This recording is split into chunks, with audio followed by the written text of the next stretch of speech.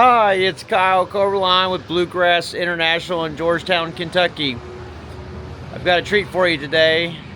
I just drove this back. Literally, I stopped at the Pilot to weigh it on the scales real quick, but literally I just parked it out here at our dealership, and this is a 2025 Renegade RV Explorer 40 Explorer. I've been driving all day. I got stuck in Indianapolis traffic and a little bit of Cincinnati traffic, and it took a lot longer to get home than it should have. But 2025 Explorer 40 ERB. The exterior paint is in Hemisphere, and I'm going to do one of my lengthy walk-arounds just talking about the Explorer and what to expect on a 2025. So, like I said, this is the 2025 Renegade Explorer, and one of the first things I like to start off with is the engine compartment and talk about some of that stuff. Several years in the trucking industry, we all went to these translucent reservoirs, so it makes it really easy to check your fluids. You know, one of the big selling points of a Super C is it is a conventional cab. It's easy access to the engine itself, and it's easy to check fluids, oil, see that your coolant level is where it should be. The one thing here, now, like I said, I just drove this back, so it's a little dusty, so I apologize. If you want to get in here and you want to make this look like a showroom, and it's super shiny, I recommend doing a lot of that, with a rag and a spray bottle, and not getting in here and using a pressure washer. You can potentially cause issues as far as all these electrical connections. I just drove back from Renegade, people, give me a break. So that's my recommendation. It's just a lot of things that you don't want to force water intrusion into. So that's the driver's side of the engine compartment. And then we'll go over here and we'll look at the passenger side. You've got your remote windshield washer fluid tube here for fill. You've got a remote jump start stud for negative and positive on the chassis. Of course, your air dryer out here, which is very important. You want to keep the air dry on the braking system, just because in winter operations, if you get moisture in there, that can cause brakes to seize up. So if you've been parked somewhere really cold and you have moisture build up in your lines, and this is something that we had to put on a commercial truck when we build it, but it's pretty standard. Like, no one's building trucks without air dryers, so that's you should always see that on a truck. Up here up top, you have got your hydronic heating system. So for the Aqua Hot, that's your bypass. It's just so if you want to bypass the coolant that's coming from the engine from going through the Aqua Hot system on the exchanger. There's some good stuff out there on the Facebook page and whatnot about this, an issue, and I believe it has to do with high altitude or hard pulls on the engine, where it can potentially overheat the Aqua Hot system in rare occasions. But you do have the ability to bypass the Aqua Hot system if you're going to be pulling. I'm trying to think some of the passes that I've been over my motorhome. If you're not going to be pulling some big passes, that's something that you can use to bypass the Aqua Hot system to reduce the chances of boiling it over. It won't break anything. It'll boil over your fluid, and then you'll be low on fluid, and you'll have to top it back off. But that's the engine compartment for the most part. They did go to a 320 amp alternator for 2025. The biggest reason for that is this unit is equipped with two inverters, two 3,000 watt inverters, and that allows for running the center air conditioner while you're driving down the road without having to run a generator.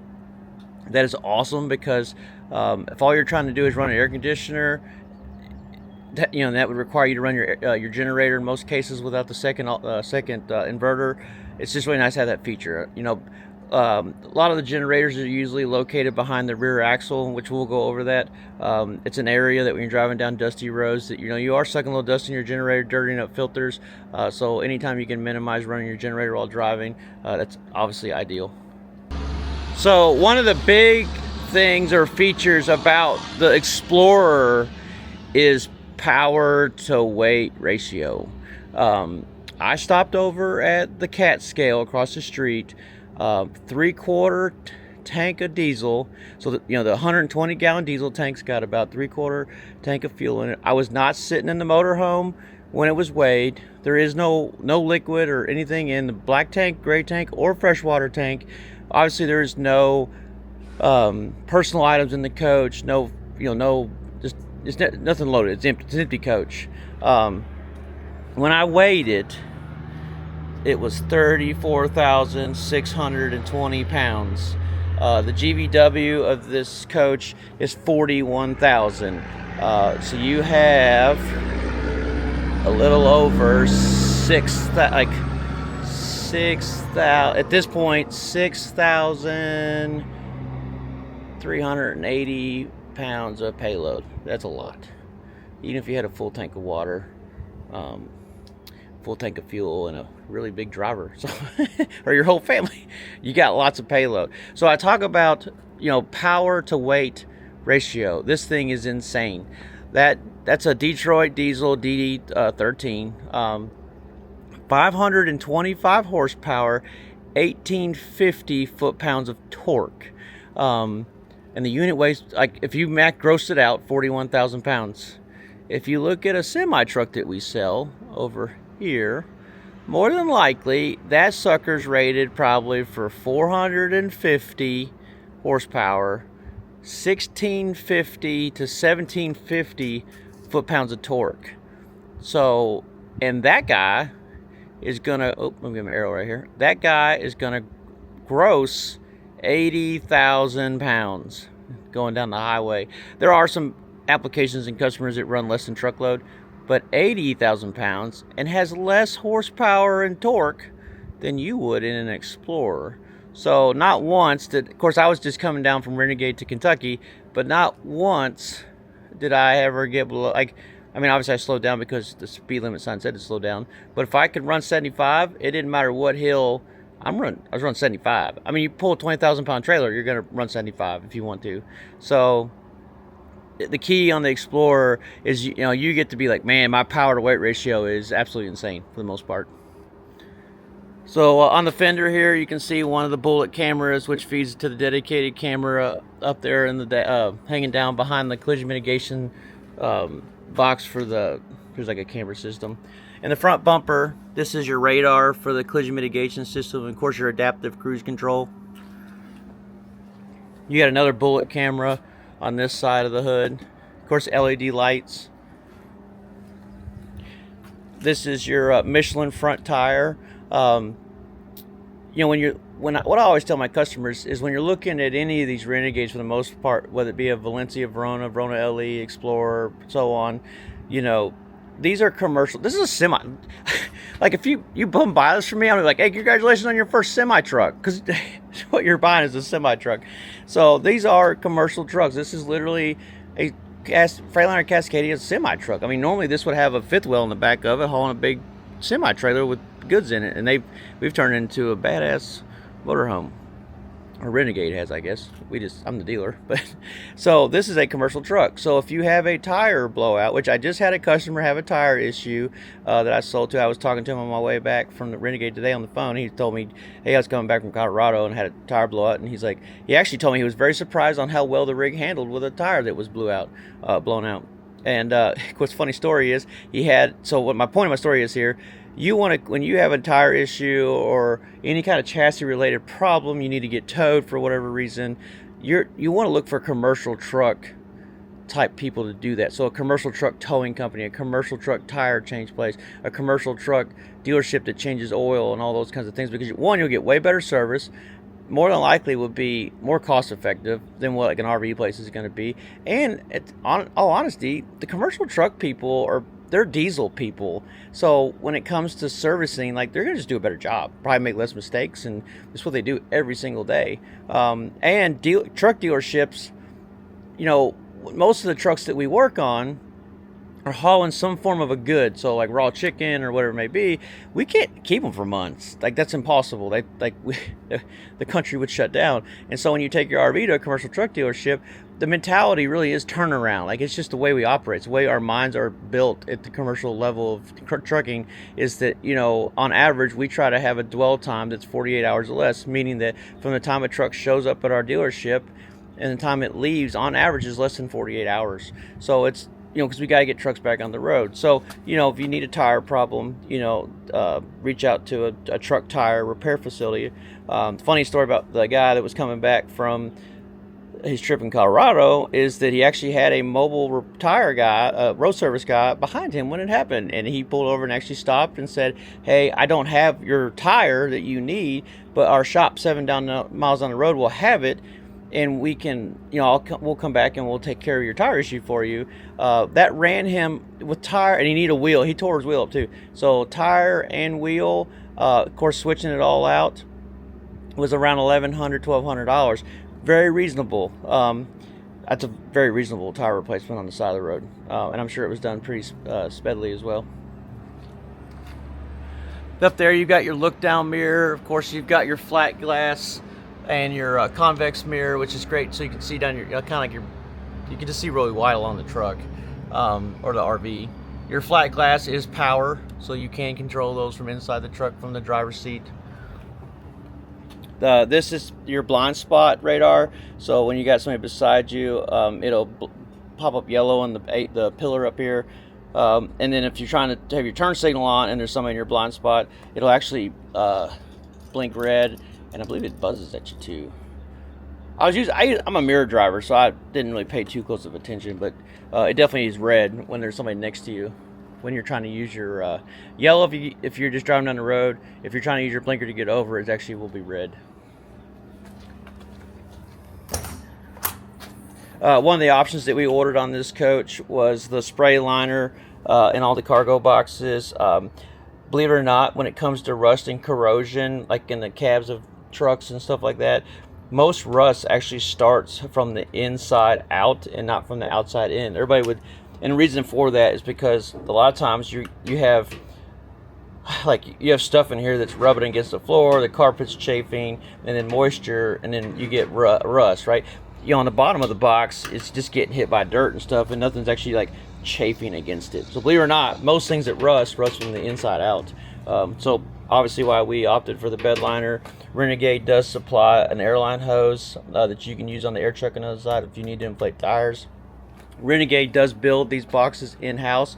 They're dual latch point, so they get a nice tight seal. You don't get water intrusion, and they are adjustable. They're not fixed welded. So over time, if these gaskets compress, you can tighten these up so your doors stay nice and tight. Tight like a Toyga. Most of your bay space on the passenger side or the campsite, like where you're hanging out and doing all your RV fun stuff, it's open storage. The boxes are very tall. You do have an outlet back in here, and then you have access to a port down here to be able to run a cord out. And then they don't have a divider wall here, so if you've got longer things that you want to shove down through here, you can easily do that. So I made a terrible video mistake and did not check my memory card, and it went full on me, so I had to go in real quick and dump some stuff off the camera. But in the meantime, I pulled out the awning so you could see the awning and what it looks like deployed on the coach. And then I also got a key and unlocked the because I'll cut that part out where it was locked when I was shooting the footage, but I got a key and unlocked the TV compartment. What's really nice about the TV compartments with Renegade is I like how they use the sound bars now. They've been doing that for a while versus like an entertainment system with a head unit in here. Because over the years, if they come out with really cool technology, it's easily replaced, or if it quits working, easily replaced. This TV is on an arm where it comes out. It's a really strong magnet. When I do delivery with customers, I show them the whole tug on it, but it does take a good tug to get that TV to come free and come out and tilt.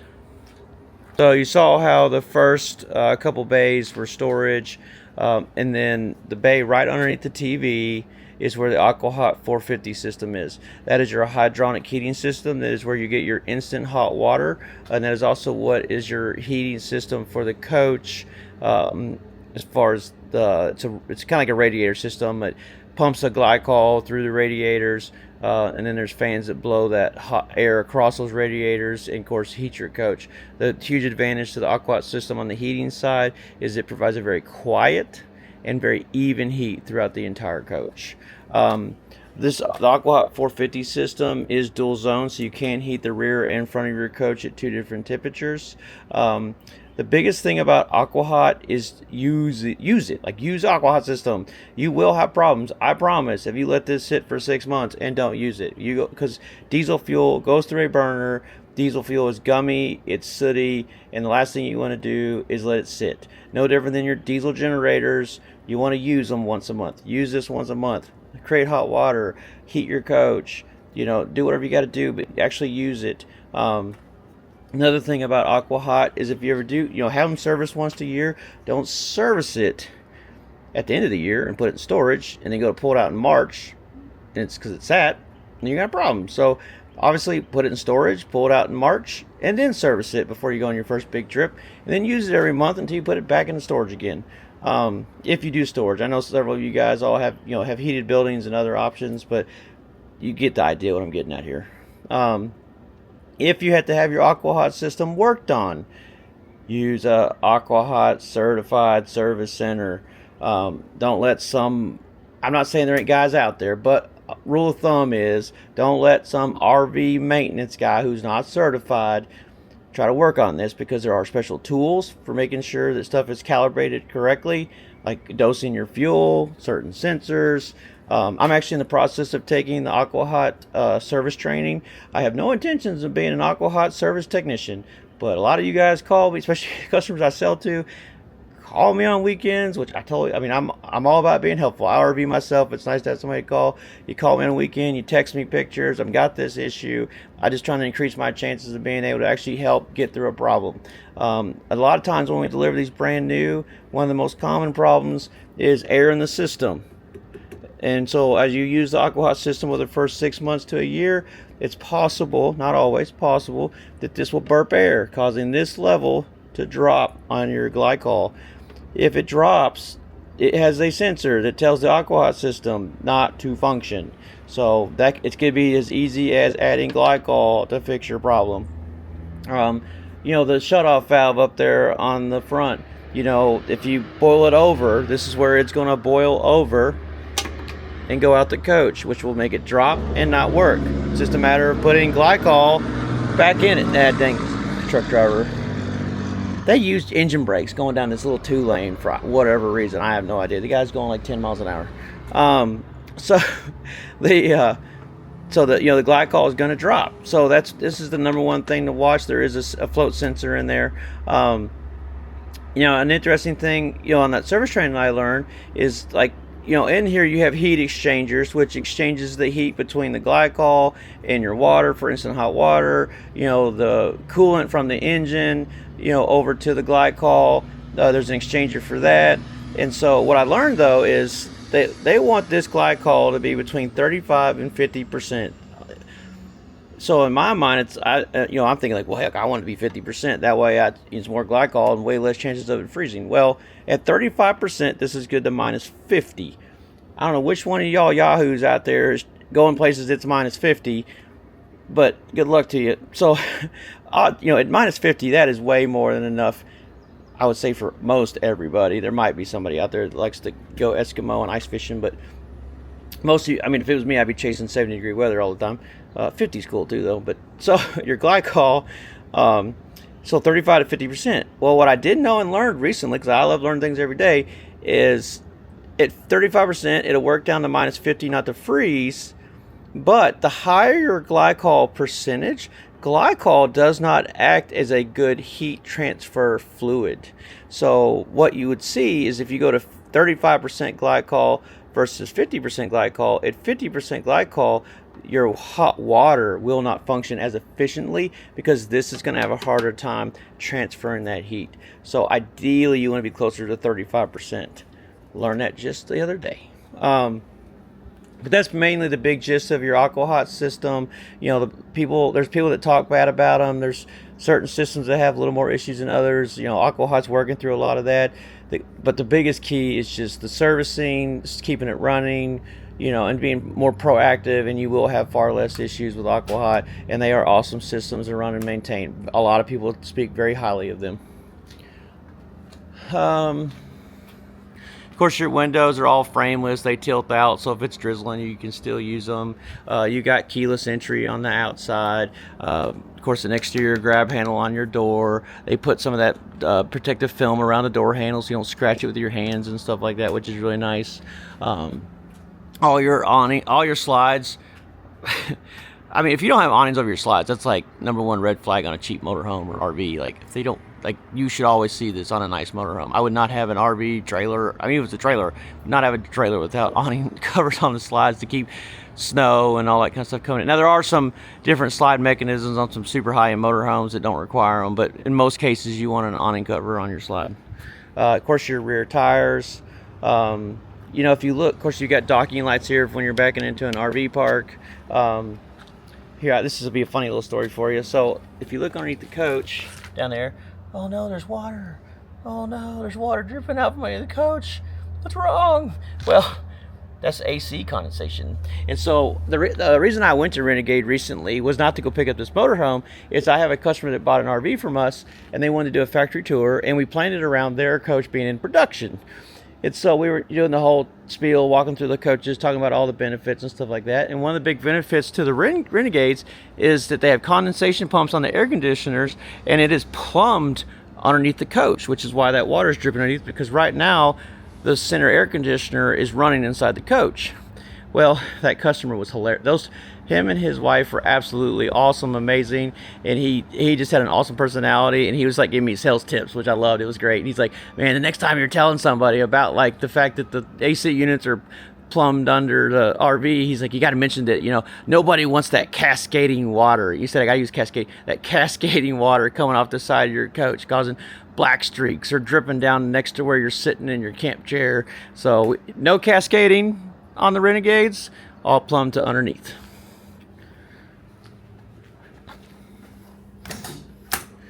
Here's the bay on the campsite. It's right behind the drive tire. Completely all storage. These are your slide locks. I'd like to talk more about those in person at delivery. They slid over a little bit here from me driving. Super tough boxes because, you know, they got that spray liner in them. Of course, your Renegades will come with spare tile. It's porcelain tile. Porcelain tile is a very hard tile, but boy, it just is what it is. If you drop something that's heavy enough, hard enough, and like on an edge, you're probably going to crack a tile. It's hard to do, but it can be done. You get spare tile, put this in storage somewhere so that if you need one at some point, you've got them. They're not hard to replace. These are houses on wheels, so a tile guy can switch out that tile, no problem. This is the stuff for your central vac system.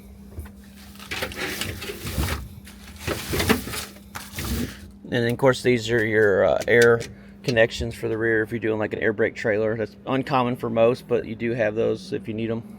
Your glad hands. What's really neat, and of course that's where those would attach right here. What's really neat about all the Renegades, for the most part, at least every product that we sell from Valencia to Explorer, is that they do the rear cap in 2 pieces. A lot of manufacturers do not do that. And so what's cool about that theory is you back into something, bust this. Well, all you got to do is go along through here and separate this, and the body shop can replace just a bottom panel and not an entire rear cap. Super well thought out, pretty genius. Of course, this is your hitch on the rear. This is a 20,000 pound tow, 2,000 pound tongue weight. Of course, you have your auxiliary Voyager hookup for a rear camera. Like, say if you're towing a stacker trailer and you have a camera on the back of the trailer, you can plug into here. Of course, your 7-way plug for trailer lights. This exhaust tip back here is the main exhaust for your diesel engine. All that diesel engine exhaust comes out. I'm just kidding. That's your exhaust pipe for your generator. They plumb that back here to the very far rear so that you're not putting exhaust up around your slides.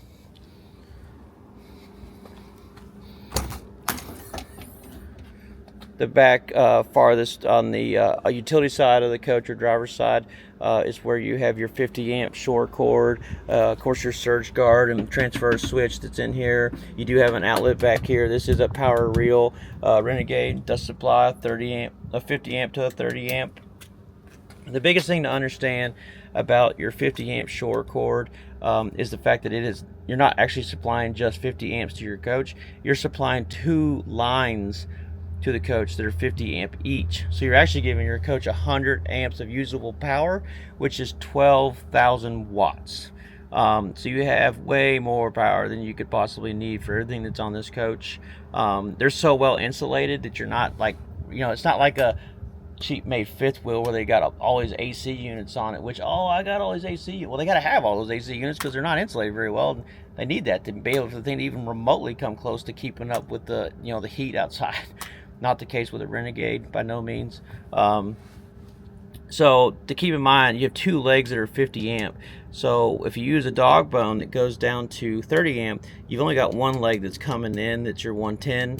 So you're not using 1 leg of 110, which means only half the coach is getting power from the short cord, which this is going to feed your primary charging circuits, your TV, a few outlets, TV, usually like definitely your fridge for sure, and charging circuits, and just kind of some, potentially 1 air conditioner. Now when you plug this into a 30 amp, the unit is going to automatically assume that it's on 15 amp because it can't tell the difference. So then you got to manually tell the coach inside that, hey, I'm not on a 15 amp, I'm on a 30 amp. It helps the coach from destroying itself or causing any issues with kick and breakers. I mean, these things have gotten so smart at this point. I mean, I remember some of the, you looked at RVs from 5 years ago and like you could sabotage yourself pretty easily, and this kind of protects itself all on its own. This is an 8,000 watt Cummins own-end generator. Like I mentioned, over here on shore, you got 12,000. So you got a $4,000 watt difference between the two. This will run your entire coach. Not a problem. What you got to be more mindful with when you just have the generator as your power source is additional items. Hair dryers, curling irons, electric skillets. When you could potentially get to the point where you just are doing more than what an 8,000 watt generator can do. But that's rare, but just be mindful. You do have the ability to start and stop your generator from the outside. I just recently ran into, my mom has a Verona, and I just recently ran into her. She called me and said, my generator's running, I have no air conditioning. I said, well, did you fix it? My mom's been to one of Jeff and Julie's boot camps, and of course learned a ton. It is possible that the generator will run, but if you've overloaded the generator, it'll trip this breaker right here, and so your generator is running, but it's not supplying any power to the coach. So if you have a situation like that where the generator is running, but like your air conditioners, or you're not seeing any power feed from it, it is possible that, like I said, you've plugged in a curling iron or hair dryer or something and it really pushes to the limit, and you've tripped that breaker, and you just need to trip that breaker back. Luckily, that breaker is right there. There's some RVs, depending on whether they've got the generator, you gotta like crawl up underneath the unit and like stick your hand way up a canyon of a and feel around for a button. So at least it's easy to get to. All the storage bay doors are on, they have, well, they're on a remote key fob to lock, right? But you don't have a lock here. That's fire marshal type stuff. So that, if you had a situation where the generator had an issue or need to have access to, there's no lock on that door. Of course, your other docking light back here. Oh, I know what I forgot to mention.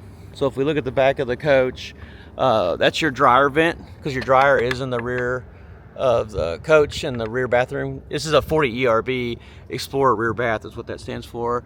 And then that's your rear backup camera. It's mounted right there. This is full automotive paint as well.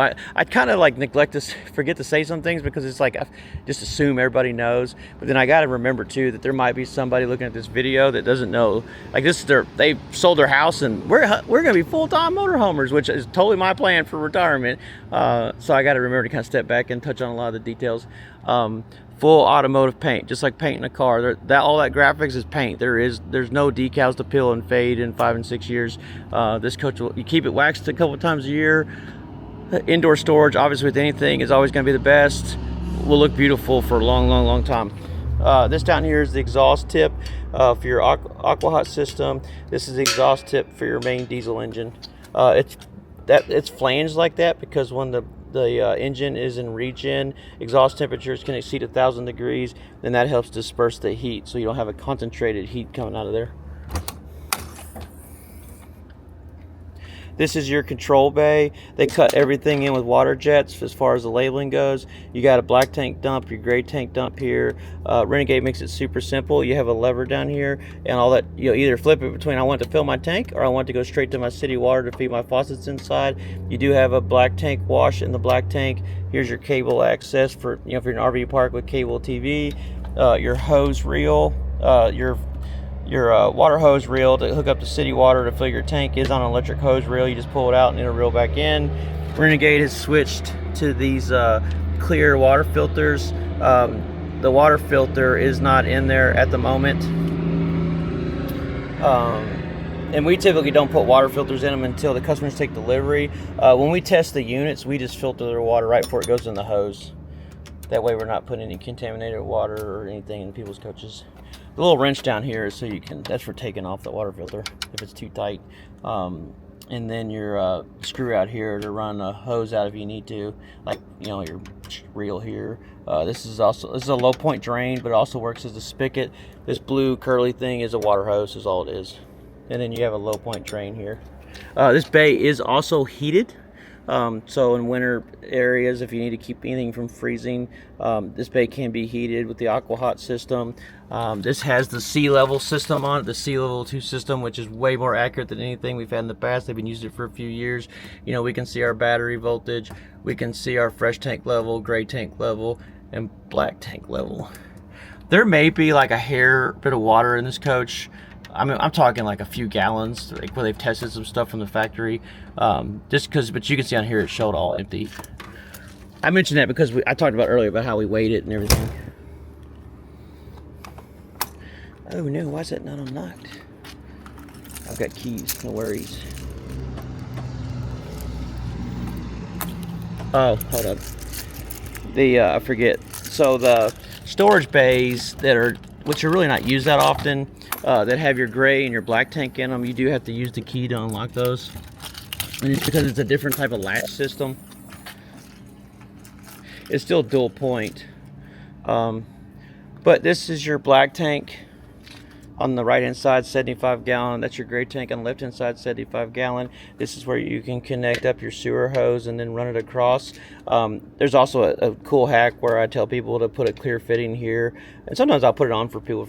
I'll ask them, hey, you want me to put it on there? I'll just do it for you.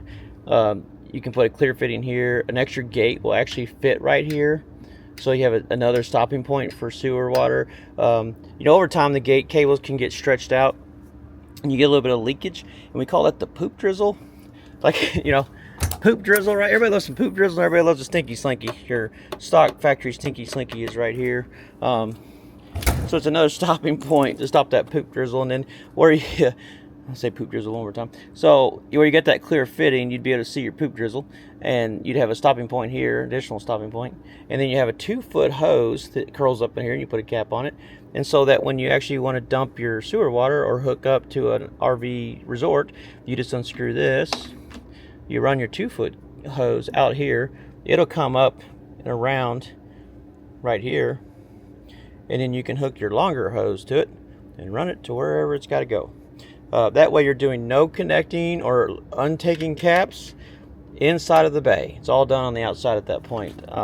Reach out to me and I can send you a parts list. It's a very cheap mod you can do on your coach. The toilets inside, which are macerators, which means they have grinders in the toilets, which then pumps the waste over to the black tank.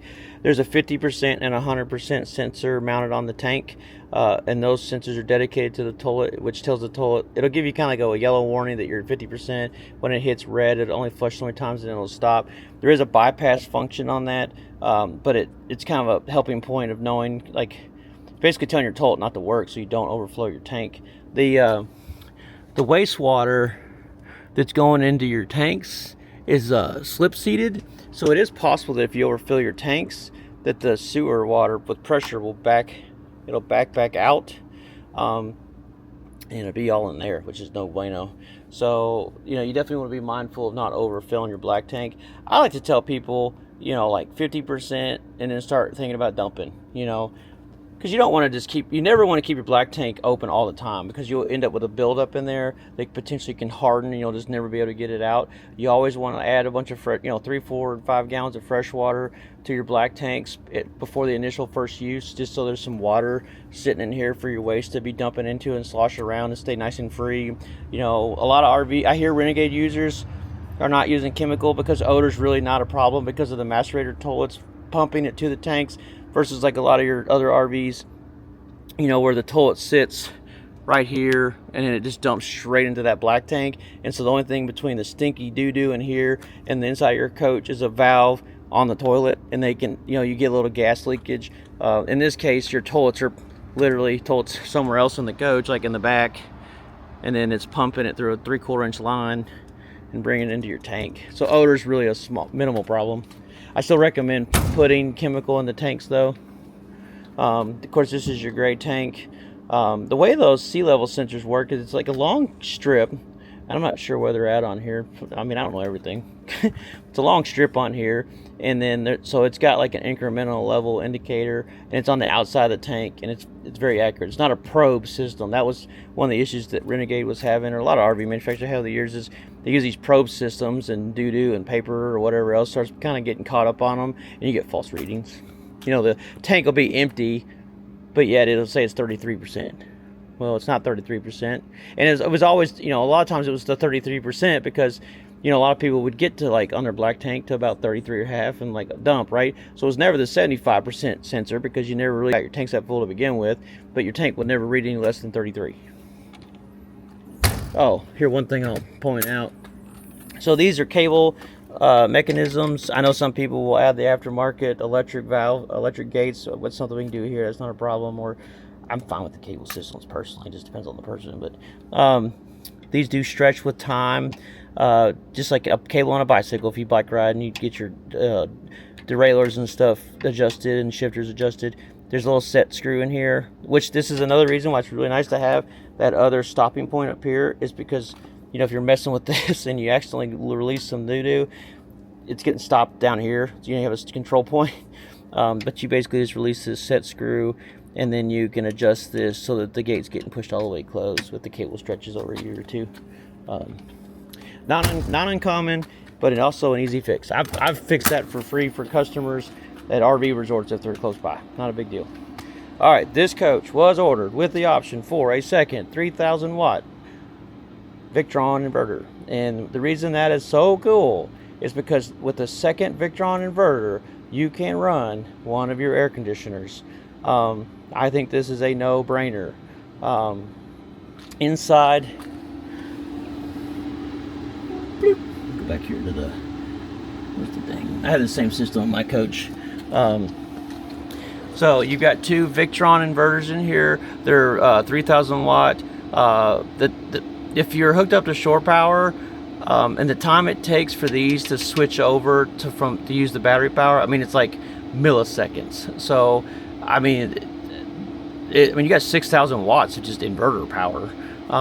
These do put off a fair. This is also what charges your batteries as well, and these do put off a fair amount of heat when they're, depending on how hard you're loading them. But Renegade is smart enough to put in fans that are just pulling air through the box. Back here, your Servo GX. I do have this on my motorhome as well. This basically feeds a ton of data as far as what's going on with the coach. So if we look right here, we are at 18% battery, and that's because I've been running the heck out of the AC for a while now without the chassis running.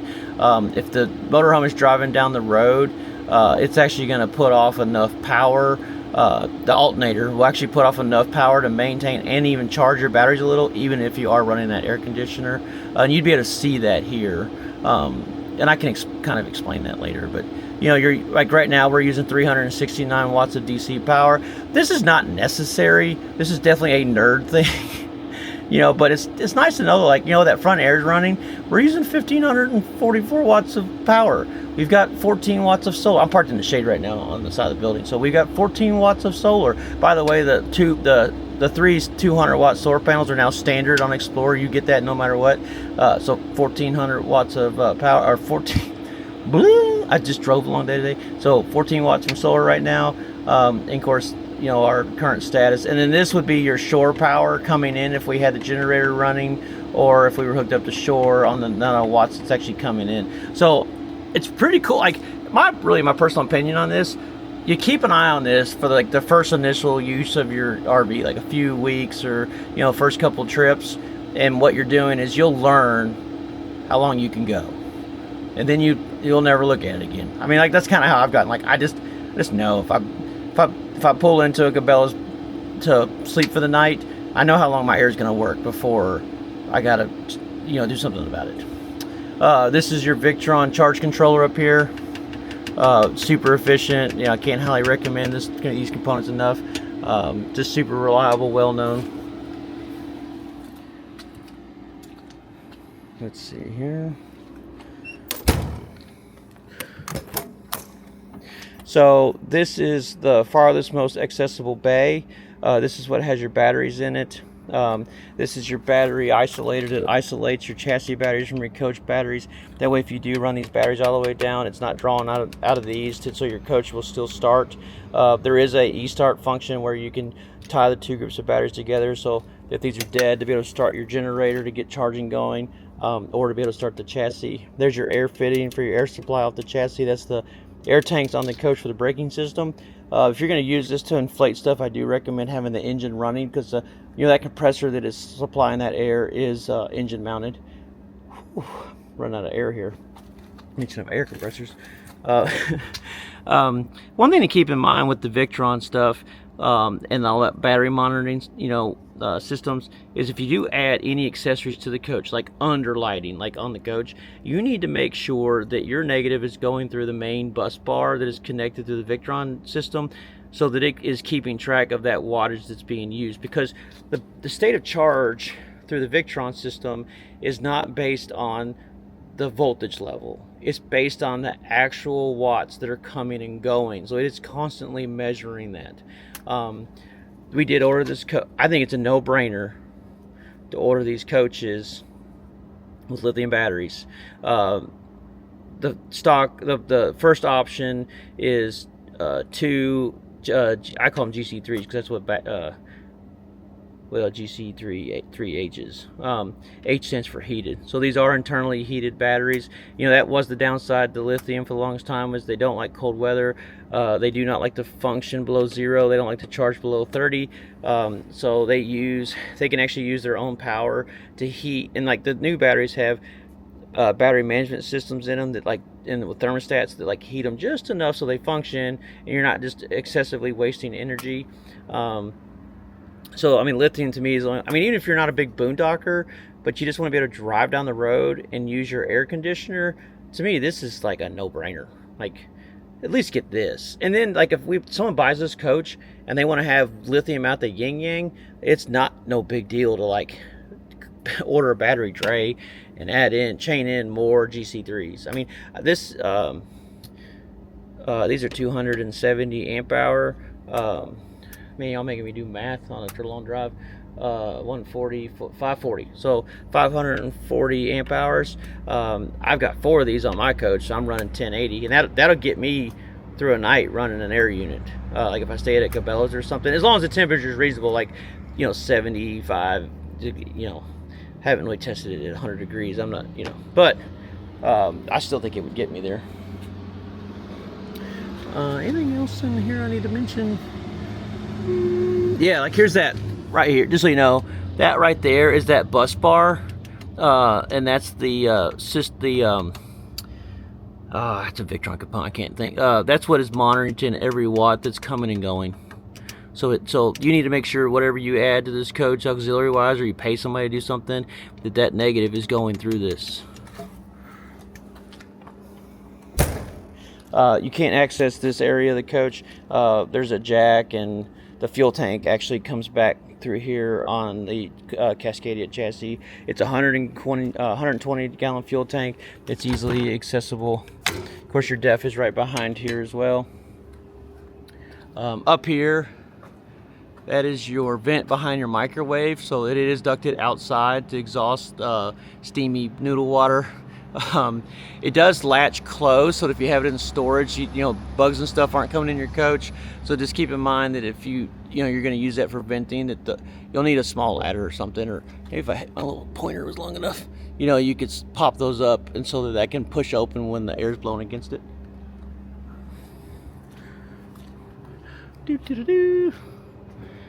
And that is pretty much the exterior of the coach.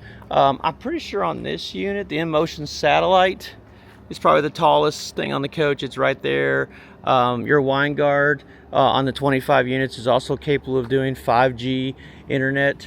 So that's an upgrade for 2025. And like I said, solar panels for 2025 are just standard now. Ooh, I saw something I forgot. Block heater. I don't think you ever really need to use this, but you do have a block heater underneath here to keep the block warm in winter months. The new engines have grid. I mean, this has been for a long time. I say new. I've been 17 years. So the grid, when you put the key in the ignition and turn it over, there'll be like a wait to start lamp, and in colder weather, that light will stay on longer to wait to start.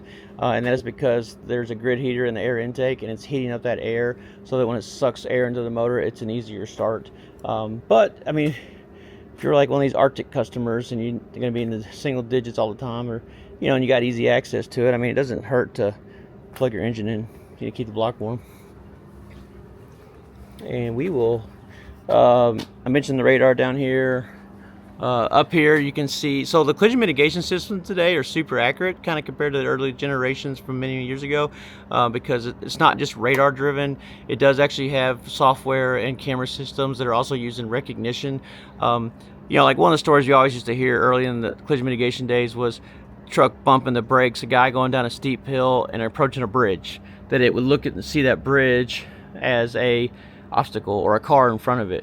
Well, with the camera systems today that are integrating with the radar, no longer a problem. One thing to keep in mind too is you will get some lights and malfunctions inside the cab if something blocks that radar. I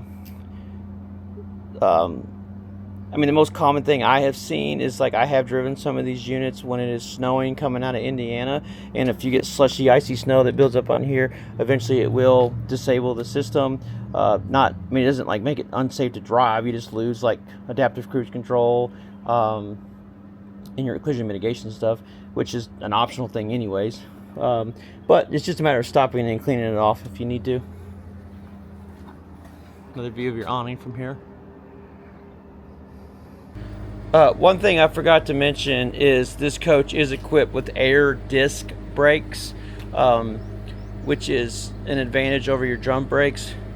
Having drum brakes is not a big deal. I mean, drum brakes, as a motorhome owner and the miles you're going to drive, like, odds are you're not going to ever do any brake work. And you're definitely not going to do any brake work with air disc brakes. I've got semi-truck customers, they'll put 300,000 miles on a semi-truck, grossing 80,000 pounds, and they won't, when they sell the trucks at 300,000 miles into the used market, they still have more than 50% brake left at 300,000 miles. Do not quote me on this. This is just a wild guess. I know, like, in a commercial truck application, 80,000 pounds, you go to air disc brake. The numbers I've heard is that at full lockup, like if you had to slam your brakes, the stopping distance is reduced 70 feet from like 70 miles an hour, reduces your stopping distance 70 feet. Now this unit only would be gross at 41,000 pounds, so you're a little bit lighter. So I would think there'd be like less of advantage. So, I would think it would, if I had to guess, 35 feet or something. But at the end of the day, it is potentially stopping the unit a little faster if you ever go into full lockup.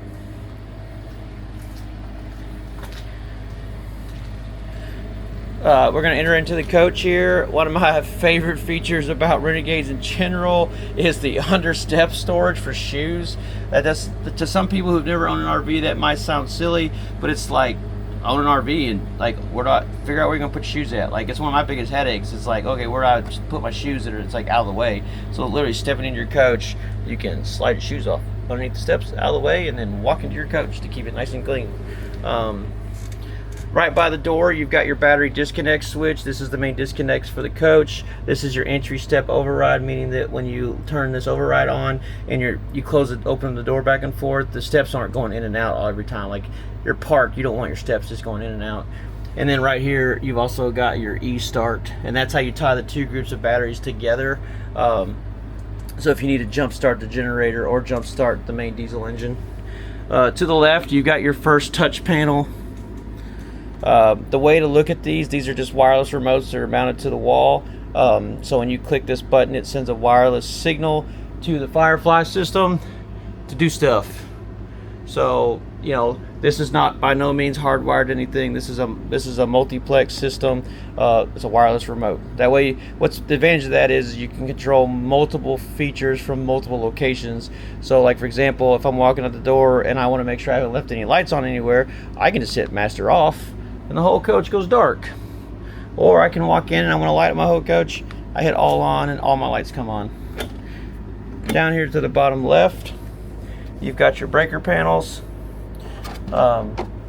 Super easy access. The neat little tip I have on breaker panels is that anything that's on the inverter is powered by the inverter, right? So this is inverter 1 and 2, and that means that my, sorry, I gotta watch my camera screen, that my range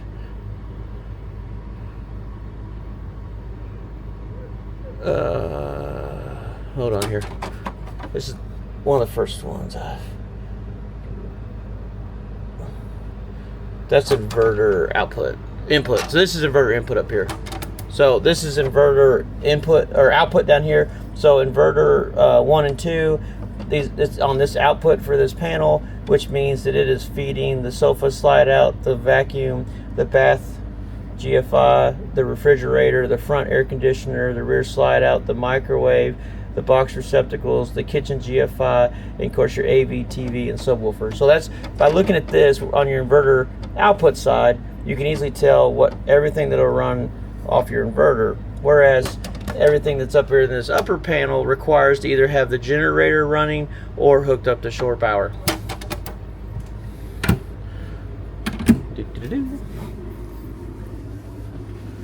Go over here, grab my handy dandy pointer.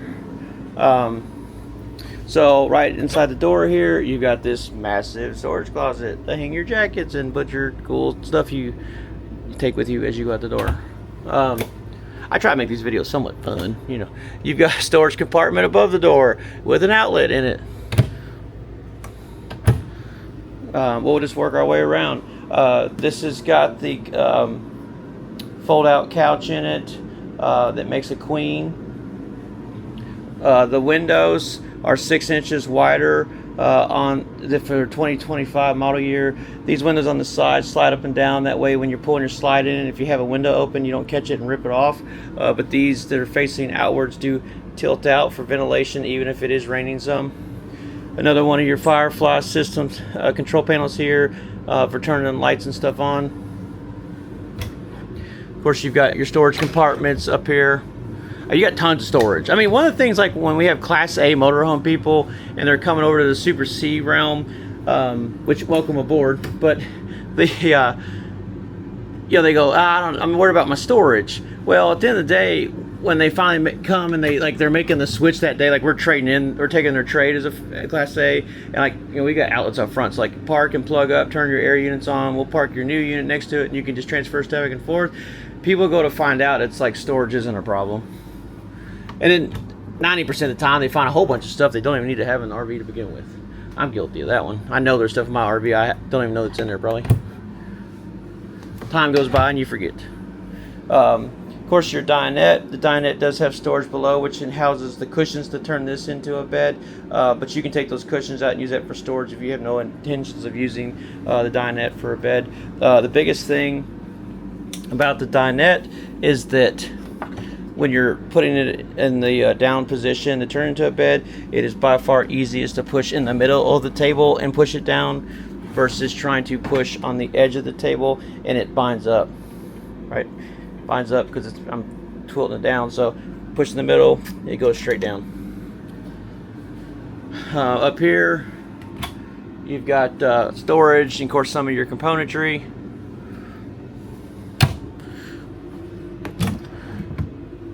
You've got more componentry up here. You also have your cab ceiling light override so that you can turn those off. So if somebody's in the back and they want to have lights on the coach, you know, in traveling, but somebody's up here and they're driving, they don't want lights shining down on them, you do have an override for that.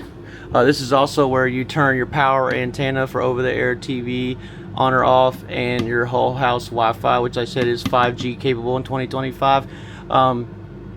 If you're hooked up to cable TV at an RV park, the TV cable at the RV park will not work if this is on. So you'll want to turn this off, and then your cable feed will come through from the RV park.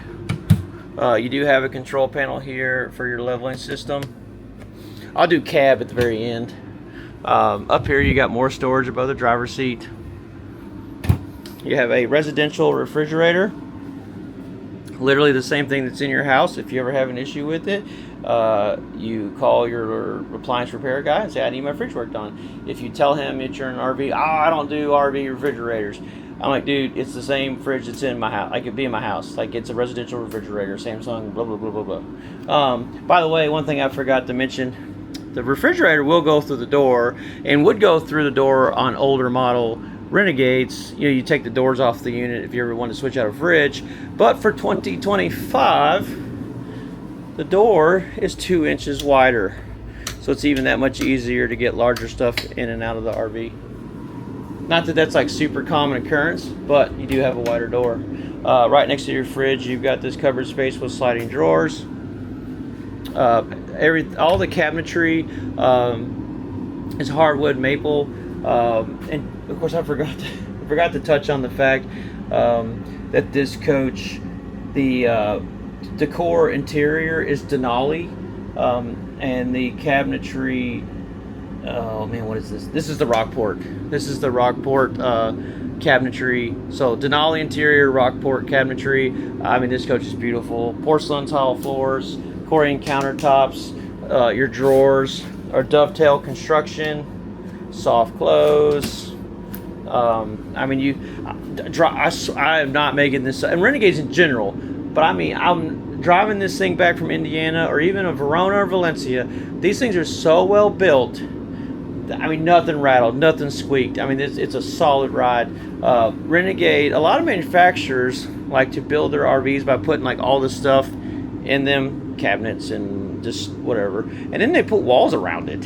What happens is you don't get a real tight fit because it just doesn't work well that way. So what Renegade does is they build a box, and then carpenters measure the box, you know, like so the distance from the slide over here to where it was built and to where the slide was built over here, and they build cabinetry specifically for this unit, not this model, this unit, so that if it's off by like a small measurement compared to the unit, the slide box that was built before, the cabinetry is a super tight fit. I mean, it's genius. I mean, it's not a bunch of cabinets sitting in a corner of a warehouse and getting loaded in and, you know, put in. It's actually purpose built for the unit itself. New for 2025, which I thought was super cool. I didn't even know this until I saw it. They put these AC covers over the air conditioners, which just gives it a super classy look. You know, those ACs are, you know, they all standard like they're plastic, you know, so it really classies up the rig by putting a cover over it. And then up here there's a pull chain that you pull, and this drops down on a hinge, and then you can service your filters. Super cool. Did not know that until I saw it. Of course, induction cooktop does require special pots and pans. It of course runs off electric. If you got questions about induction cooking, let me know. Of course, you have a convection microwave, so you can bake or microwave in that. You know, I'm not real sure. If you want to know, just call me. I'm not real sure what slim fry means. I don't know if that means it has an air fry function or I don't know. But if you want to know, like, it's a Samsung. Let me know. I don't know everything. I don't try to know everything, but I will find out so I know for the next video I make. Because they now have a transit travel lock on the microwaves too.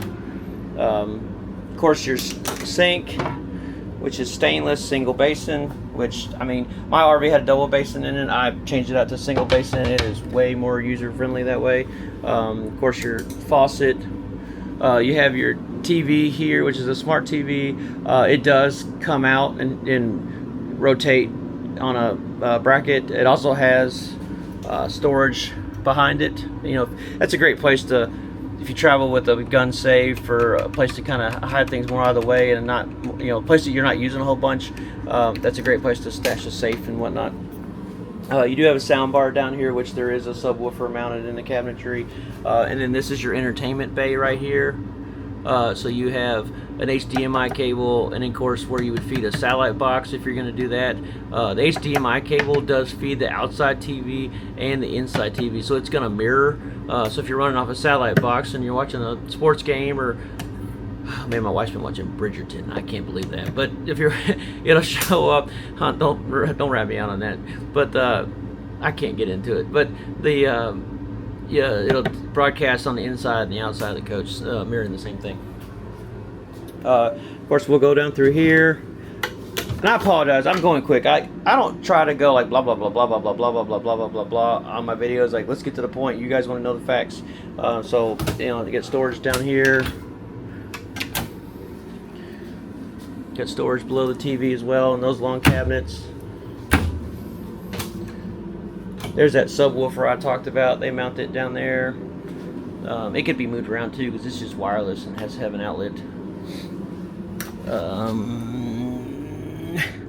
I think the fridge ice maker shut off is located down here on this floor plan.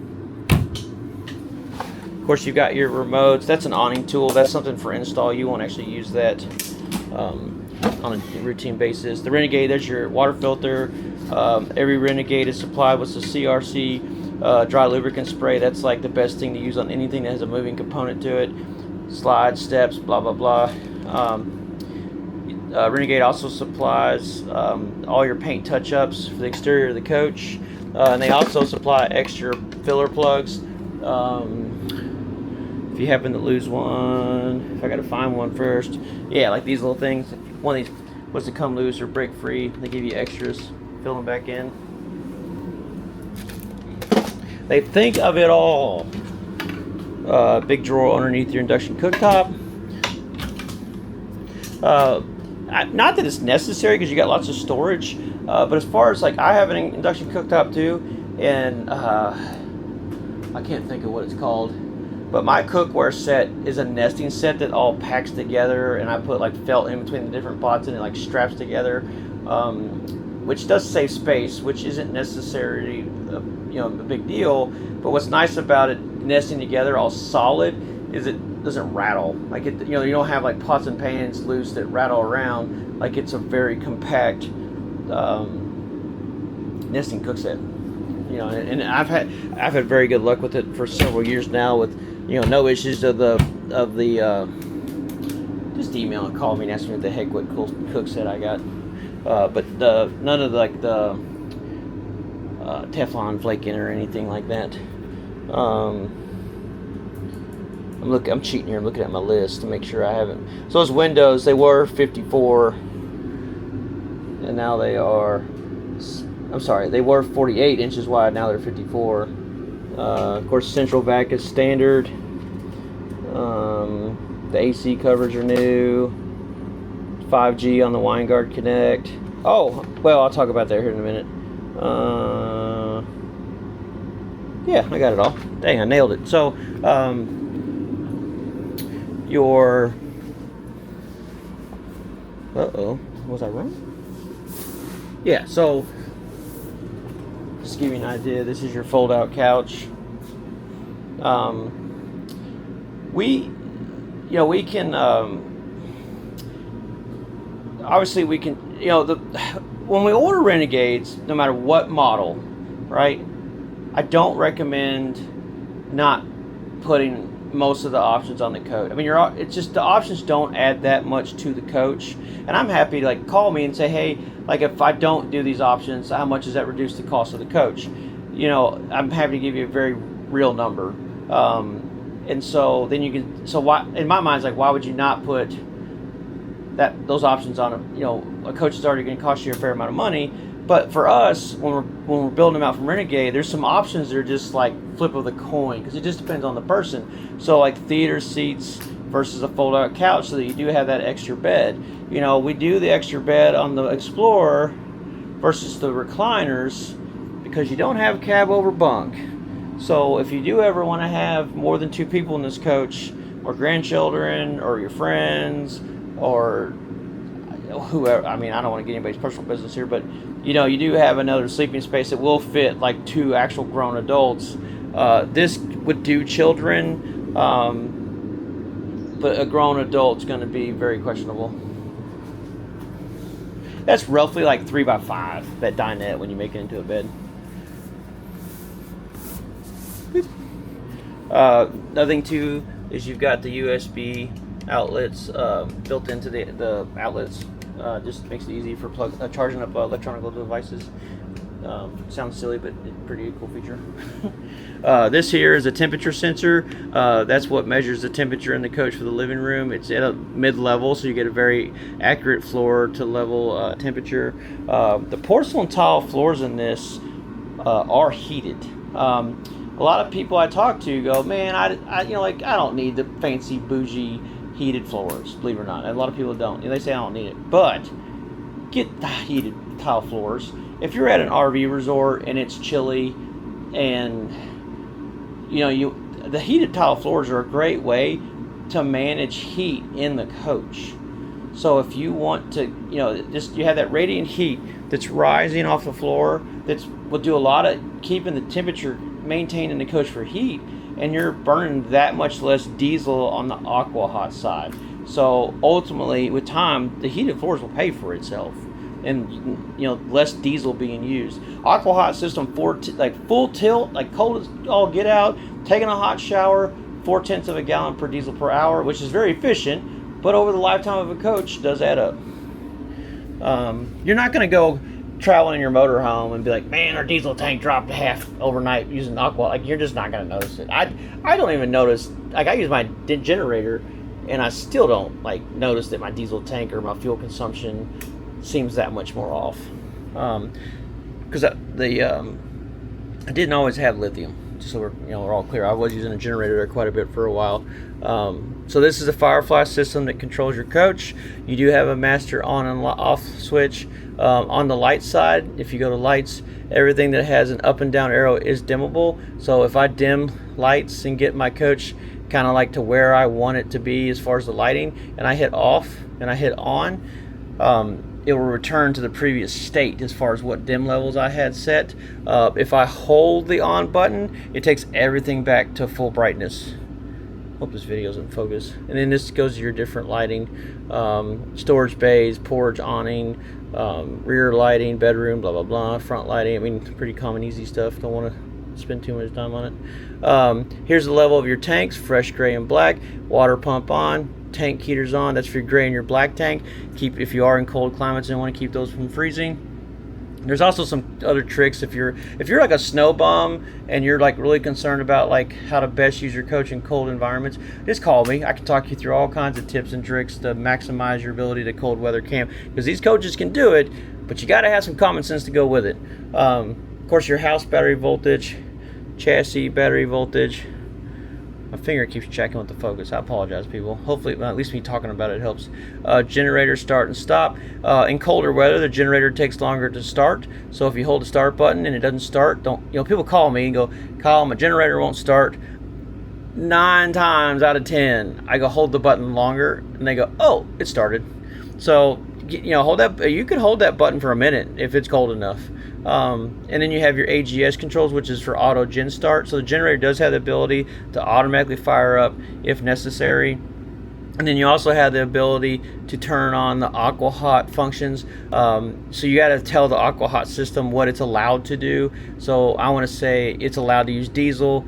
I want it to use electric. I want it to preheat my engine or run off aqua preheat. So the if you use electric and diesel together, the system will automatically determine like which one to run. It won't just run both all the time. And so typically electric is looked more as a preheat function to keep the Aqua Hot system ready to rock and roll.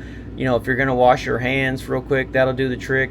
But you start taking showers and heating the coach, you're gonna use diesel for sure. The electric it won't keep up by itself. And of course you can use diesel just by itself if you are in a boondocking situation and not hooked up to power and don't want to run your generator. If we go, we did lights. Here's the electrical panel. The electrical panel tells you what your power source is. Right now we're on generator line 1, line 2. We're drawing 10 amps on 12 amps. It's changed 10, 12 amps on line 2. That's probably because that's a charging circuit, and that's also what's running the air conditioner on the front right now. Of course, you got another repeat of start and stop the generator, AGS disable and enable. Of course, going through your breaker box and then going into the inverter and charger, and then of course showing your current voltage. It tells you the current state of the inverters, which is passed through, and what that means is everything that runs off an inverter is fed by the inverter. So when your TV is on or your fridge is on, that power comes from the inverter. Now, it doesn't necessarily mean that the inverter is inverting. It could just be pulling electricity from the generator or shore power and passing it through straight to those appliances. So my mom called me one time on a trip, actually in Shipshewana, which I know a lot of people have been to and done the tour up at Renegade, big Amish country community up there. My mom called me and says, my fridge don't work, my outlets don't work, my microwave doesn't work. And so then I said, do your air conditioners work? And she goes, yeah. I said, okay, you tripped your inverter. So, you know, and what my mom did is she put too much load. And of course, her just has a single 3,000 watt inverter, and she was trying to use the microwave. And my mom is a huge fan of electric skillet. So she was either making pancakes or eggs or I don't know what, but she just overloaded her inverter. It tripped it. The Xantrax inverters. Wait a minute, she's got a Magnuson. Her Magnum inverter has a reset switch right on it, and so do the Xantrax. They have a reset switch on them as well. And of course, there's a switch on the. Boy, I am struggling. It is 8:30 right now, so the Victron also obviously have a switch on them as well. So we talked about that Servo GX, the Victron Servo GX, which is a Victron component which is measuring like what the coach is doing. Last year that Servo GX was mounted in like a cabinet, and now this year it is integrated into the Firefly system. So they mounted that screen down there in the bay and then fed the display into Firefly, which is pretty neat. So from inside your coach, you can see that we have 1,518 watts coming in. Now, this is just the number of watts that it's using. It's not necessarily that this is what's available, it's what it is using. So this number could be much smaller because the coach doesn't need much power, but it is currently bringing in 1,500, well, roughly 1,500 watts off the generator, which is going into the inverter, which then is feeding power to the AC load, and then of course also charging the battery bank. And then of course you can see our rooftop solar as well, which is doing 0 right now because it's 8 o'clock at night, and the RV is parked on the other side of our building from where the sun sets. You also have your like your usage on your wattage for DC listed on the battery as well. Back to here. So AGS settings, you have the ability to once again auto, turn AGS on. You got to hold the button for 3. You hit it, and then it gives you an enable function. You got to hold for 3 seconds. If you put the key in the ignition, it automatically disables auto gen start. That's the safety feature. The reason for that is that if you have auto gen start enabled somewhere and then you go home and drive into your garage that's attached to your house, auto gen start starts up in the middle of the night and starts pumping carbon dioxide into your home and you're sleeping through it, that's a no bueno situation. So it automatically disables, so there's not that case of you forgetting that you had it enabled. So you'd have to re-enable it after you put a key in the ignition. And then you have to set triggers for auto gen start. So I have auto gen start enabled. What do I want to cause to start the generator, right? Well, state of charge is one of them. So if the state of the batteries gets to a certain level, the generator automatically fires up and charges the battery system. If my coach gets too hot and I want the air conditioners to come on, it will turn on the generator so that the coach can cool. Of course, you have the current hours, and all you gotta do is click them, and like so in this case, this is grayed out now. So the only reason the generator would kick on if auto engine start was enabled is if state of charge. HVAC load will have nothing to do with it unless I actually enable it. You do have the ability to set quiet hours. So one, if you just don't want your generator to come on certain hours of the night, or if you're somewhere that doesn't allow generators during a certain time of day. So a lot of your like national parks, state parks, and some of those places, a lot of times they'll have like generator restrictions where you can't run generators from 8 to 8 or something. It's pretty common, like 8 to 8, 8 at night to 8 in the morning is a pretty common one I see. And then you have like what percent do I want the generator to start? 40 is a pretty good one. Minimum runtime 30 minutes. Typically when you do fire up a generator, you want to run it for at least 30 minutes. You just don't want to fire up a generator and shut it right back down. You actually want to run it and put a load on it to make the generator actually exercise. And then the maximum runtime is 240 minutes. You can adjust that. If your coach doesn't cool down or charge in 240 minutes, you got a problem. So that's more than enough. Of course, state of charge, stop at 100%. Some people claim that if you drop this to 95%, that you'll extend the life of your lithium batteries because you're not pumping them as hard as you can every time they recharge. I don't think it's a huge deal breaker, but I mean, if you do some research, but I think I've got my battery set to only charge like 95%. And then I draw mine down to 20%, which this is set to 40%, but 20%, like, it's still a super safe percentage to restart charging batteries at. And then the generator restart tries is 4. The reason for that is the generator does not know how much fuel is in the diesel tank, and if the diesel tank is below a quarter tank, it will not start. Now, keep this in mind. The diesel tank gauge may read 1/8 of a tank, and your generator probably might still start, depending on what chassis you have. And that is because I have found that the gauges on the Freightliner chassis are ultra conservative. It'll say you have 1/8 of a tank, you have half of a tank. It reads completely bone dry empty, and you still got 20 gallons of diesel. But it's probably better to be safe than sorry. Let's go back to electrical. We talked about that. Yep. We're good. Of course, HVAC control is pretty basic stuff. Rear, front, system, cool, heat pump. I'm not a big fan of using heat pump, period, because one, it doesn't really work below 55 degrees very well. It's loud for, there's just no need for that. If you're hooked up to electric, you got heated floors, or just use your Aqua Hot. It's much quieter. I don't recommend using auto because it will automatically determine whether to use heat pump or Aqua Hot. I would just purposely say, you know what, I want to use my heat pump. Oh, I want to use my Aqua Hot. Don't let the RV decide for you, because if it's 50 something degrees, it's going to try to use that heat pump first, and just use Aqua Hot. And then you got fan speed, auto, of course low and high, which is nice because like in our motorhome, my wife likes to sleep with ambient noise, especially for like in a parking lot like a Koeberlein. So we'll put even though if it's not like hot in the RV, we'll still put our fan speed on high just to have like that hum, to drown out outside noise and stuff. So that's main climate. There's your floor and bay. So there's your Aqua Hot thermostat for your bay. Boy, it's hot in Kentucky right now. It is absolutely miserable. Of course, front floor on and off, rear floor on and off. And then you've got your vent fans. You've got one for the toilet up front up here, and then you've got one for the rear bath. These fans are the best way to draw heat out of the coach. Like if the coach is super hot and been parked somewhere, use these first to pull air through the coach to cool it down, then use your air conditioner. If you try to use your air conditioner first, you're going to work your air conditioner super hard. It only has the ability to drop air like 15 degrees at a time. So it's going to take it time to get that coach down to the temperature that you want. You do have, there's your, under this, which to me is the fan or asterisk for whatever special auxiliary. There you go. That's how you turn on your in-motion satellite on the roof, and then your bedroom fan high and low.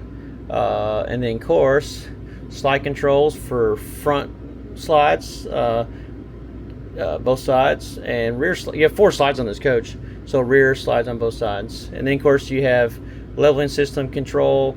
You can auto level, it works great. You can also manually level. All leveling systems, I don't care what coach they're on, over level, so it always raises just like a little more than it really needs to. So I know there's some people out there who like to manually level because they want to level their coach to the bare minimum of how much they actually have to lift it off the ground. But using auto level is perfectly fine. If you've been driving down the road, this is also common with several brand of the leveling systems, and you bounce around enough and one of the sensors kind of loses connection and you go to hit auto level, it may do nothing. It just won't do anything. Well, it's because it thinks one of the jacks is not down, or one of the jacks is not up.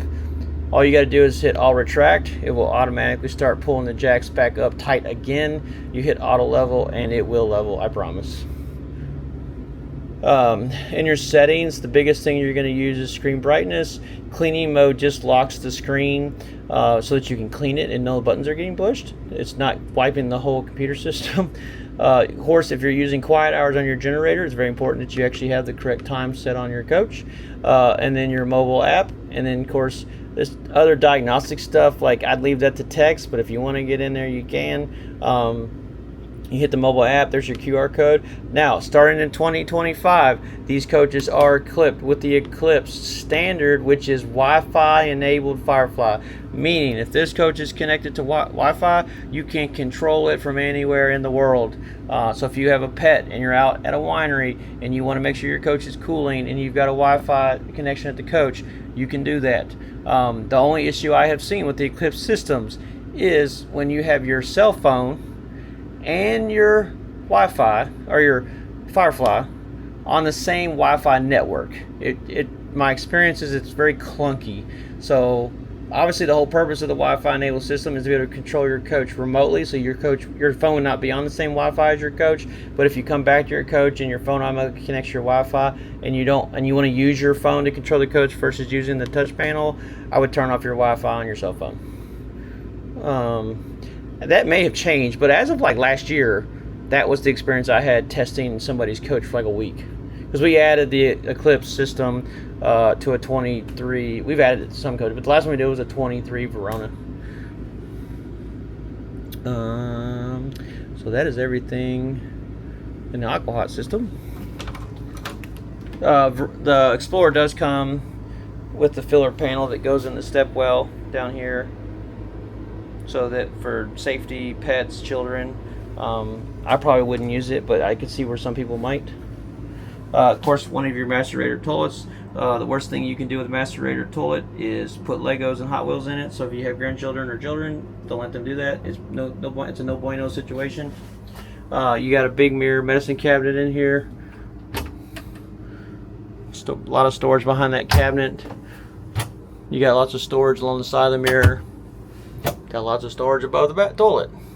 That's your vent fan. If people want to put the vent covers on these that allow you to use them in the rain, I would do that at no charge. Most of the time I get on the roof and do it myself because it is already pre-drilled. You pop out little plugs and you put stainless steel brackets in with carter pins. It takes me 20 minutes. And that way you can use these driving down the road with no problem, and you can use them when it's raining to keep fresh. Like if you're somewhere that's got beautiful weather and it's drizzling, but you want to keep like fresh air moving through your coach, that's like the way to do it, hands down.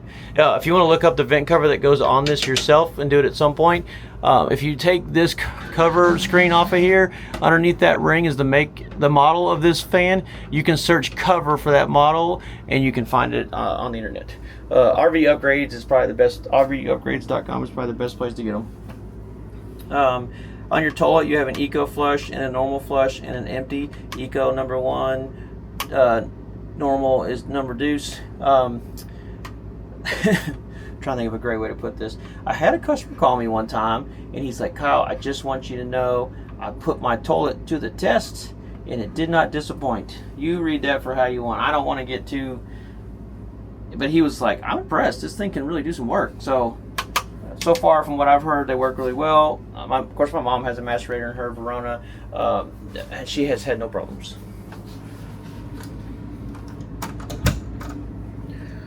We are back here in the rear bedroom. You've got a mini king, You've got tons of floor space back here because the coach is sliding on both sides. You have an emergency exit window. You do have a TV. You do have an entertainment bay down here. Of course, you've got storage closets on either side.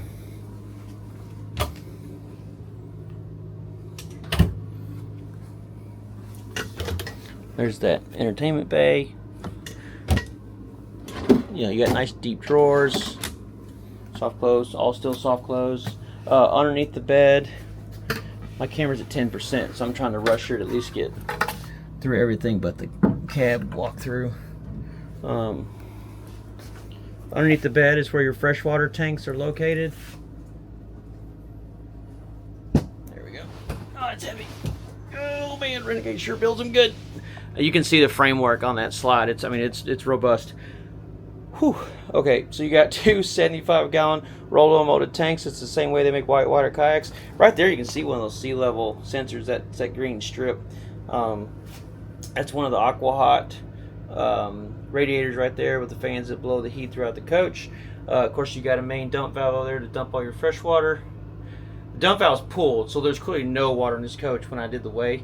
And then that's where your water pump is located. You also have that clear hose in there, which is what you would use to winterize the coach. Super easy. You flip a valve so the pump pulls from the clear hose. You put the clear hose in a 5-gallon bucket of antifreeze. Boom, winterize your coach.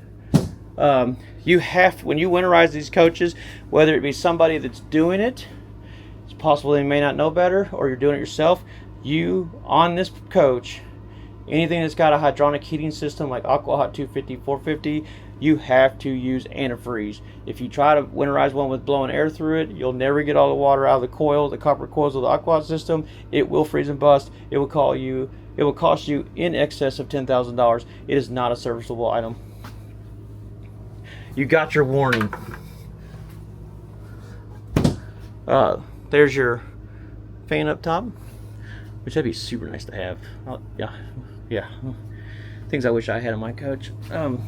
I got a retirement plan, people. Someday in life when I retire, we're going full-time motorhome. We can go park in the kids' driveways back and forth.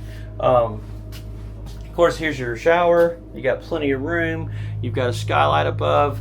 They've got the spray nozzle set on an adjustable bar up and down, which is really nice for different people's heights. You've got a quick on and off. You do have 150 gallons of fresh water, but if you're trying to stay somewhere long term and not have water access, you can take those Navy showers where you turn your water on, you rinse off, turn the water off, soap your whole body down, turn your water back on, and get all the soap off and turn back off. I can do a shower, 2 gallons of water, easy, but I got shorter hair most of the time. It's usually the ladies with the longer hair or the men with the flow. You know, it takes some more water to get that soap out of your hair. Back here in the back, of course, you've got a mirror, which is a vanity or a medicine cabinet as well. A sink. This is all storage. Nothing's faux. It actually is storage space. You've got the shut off for your water for your washing machine down there. Large, deep drawers. Place has got more storage than my house does, but. So your washer and dryer is located in the rear of your coach in the rear bathroom. At the top up here you have your dryer, which runs off 110, and then below you have your washer that of course runs on 110 like all washers. But you know, I don't have any personal experience with these units, but what a lot of customers have told me over a decade is, you know, ones who have had like the combination units where it's a washer and a dryer, like the dryer function just doesn't work real well. Like it just, they don't dry real well, period. Whereas people tell me that with a separate washer with a separate dryer, even though the 110 is not quite as, you know, as efficient as like a 220 would be like at your house, still does a pretty good job. And you also got to keep in mind too, like, you know, you're not trying to be doing like big, I almost said a bad word. You ain't trying to do some big loads of laundry. You know, you're washing whites and t-shirts and socks. And I would love to have, like, if I could just, you know, I have a smaller 25-foot motorhome, and you know, we do a lot of state park, national park stuff, and headed to the Rockies on Wednesday, by the way. If anybody's out in the Rockies, holler at me. But you know, I'd love to be able to wash underwear and socks, and because I mean, we do a lot of hiking around outdoorsy, and so like I have a lot of like really nice. This doesn't sound terrible. I have really nice socks. Like I could, most of my socks are like the Darn Tough socks. I have nicer, like, this is so personal, like merino wool boxer briefs and stuff, just because they function and breathe and manage odor so much better. And those, like, when you're just doing high aerobic activity. And it'd be nicer to be able to wash them more often than to have more pairs, because a lot of that stuff is on the more expensive side. Or like just kids, our kids run through clothes like crazy. How they do it, I don't know. It's a magical thing, but they run through some clothes, and it'd be nice to be able to wash kids' t-shirts and stuff. But super nice to have. I would definitely recommend having a washer and dryer. There's a few people that don't want them, say they never ever use them. The units always come prepped for washer and dryer. You can always use it for storage and put shelving and stuff in there.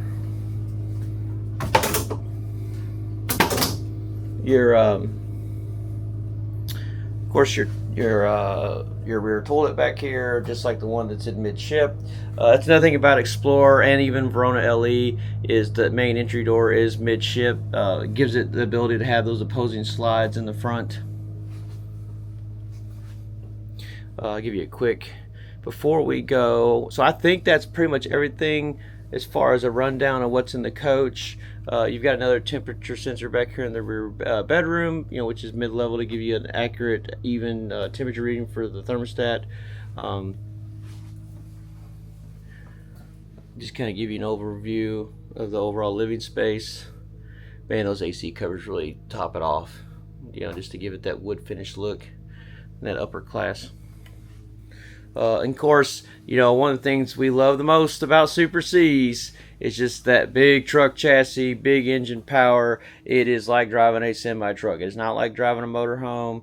This is a semi truck. I mean, I sell commercial semi trucks for a living, as well as the Renegade RVs. This is like driving a big semi truck. It's a hoot. And I'll talk more. We'll get in here in a second, and we'll talk about some of the stuff in the dash. One thing I want to point out real quick before I move into the cab, these are remotes that communicate to the Firefly system. It's just a wireless, it literally sends a wireless signal. So if you mount anything that is in between this and the Firefly, like a mirror, for example, it can actually cause interference to where it would intermittently work and cause you issues. So just be aware that if this is somewhere where there might be a wall behind it, where you might decide to hang say in the bathroom, for some reason you decide to hang a mirror right here, or something that potentially could cause interference, just be mindful of that you don't want to have stuff in between that and the Firefly system that can cause interference. Some of the early Firefly units for Renegade, they didn't realize that the refrigerator was going to cause interference. So now in this floor plan, the refrigerator is all the way up in the front, but there are other Renegade floor plans where like the fridge might be like right here, and the Firefly system would be like mounted over here, on this side of the fridge, and then you go have a control panel back there in the bathroom, and it intermittently communicate. And I think a lot of it had to do with like compressor kicking on and off, and so it was intermittent and like super pain. It took us a while to figure out why are we having issues with Firefly. I did a lot of working with Woody at Renegade on that deal. We tried all kinds of different solutions, and ultimately, if there's a situation where they're on a floor plan like on a Verona, that the refrigerator is in a bad spot where the one panel may not be able to communicate, the solution is they mount two Firefly control panels, one in the back of the coach, one in the front of the coach, and then all the switch panels in the front communicate to the front panel, and all the ones in the back communicate to the back panel. But not an issue on the Explorer due to how the floor plan is laid out. Another thing too, in the Explorer, most of these are all 12-volt hardwired. You can tell that because they are lit up all the time. In some other units, Verona for example, some of them may be battery operated. So if you get an error issue on the Firefly system that says like can't communicate with the Firefly control panel, it's more than likely due to, it doesn't say low battery, like there's not a low battery fault, it just says like a communication error, which is probably due to a battery being dead. And all you get, they're easy. There's clips at the top and the bottom, and all you gotta do is pinch and pinch, and the Firefly panels remove and can be easily have a battery put in if they are a battery type unit, or if they ever broke one or damaged one, replacing it. Piece of cake. So I lied to you, we're not going in the cab quite yet. I thought for giggles, why not pull the bed out? That way you can see, why not show you everything, right? So that's the bed pulled out. You got plenty of walking space to work your way around the bed. You know, so if you want to go back and forth throughout the RV when you have guests or family that are using your fold-out bed in your living room. It's a memory flex mattress. Definitely will do the job. You do have 2 seat belts there. You've got 2 seat belts right here, and then of course you got the 2 seat belts in the front. So you can belt up to 6 people. The RV industry, RVIA, a few years ago determined that they don't believe that the seats that are rear facing are a safe location to belt people, so they quit supplying in the RV industry belts in those seats, which I agree with. But when you got people like me who have smaller children who ride in car seats, that was a great place to put a car seat, because the car seat belted in facing the table in theory is rear facing. So that was always kind of handy for us, but I understand it for what they're doing and why. And then we will go, actually I promise we are going to go to the cab this time. Alright, need you guys to pay attention super fast, because I'm going to point out lights, but they don't stay, they just come on briefly and then they go away. So I'm going to point them out, and then you can always go back in the video to just pause it and, you know, look at it that way. So here we go. I'm going to point out the real important ones here. Alright, right, let's go. Turn the key on. That's your fault code for admission light, for fault code in the malfunction indicator lamp for admission system. Check engine light yellow, minor fault code, stop engine, severe fault code. High exhaust temperature, needs DPF regen. Boy, I almost didn't get him in there. The green flashing light right there that's your engine brake being on. Let's try this one more time and see if there's any other lights I need to point out super fast. Put 400 miles on this coach today because it's got 501. All my Renegades, when they get to me, they got about 500 miles on them, just because driving from the plant. I mean, you got some like traction control lights that can come on and off, low tire pressure, air brake pressure low, but everything else is just kind of like ABS type stuff. Which, I mean, if you skid this thing around enough, I mean, you can definitely get those to come on. They'll stay on once you activate them. But once you key the light off and it no longer sees those issues, it'll clear them out of the system and you don't have to worry about it anymore. So this is the digital dash from Freightliner on the Cascadia. Down here you've got your fuel gauge. You can see it's showing a little hair under 3/4 of a tank. But like I said, Freightliner's kind of conservative on their fuel levels, so I would say you're probably closer to 3/4 of a tank.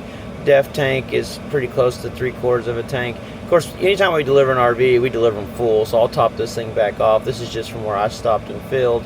Of course, on the Freightliner, you've got steering wheel controls.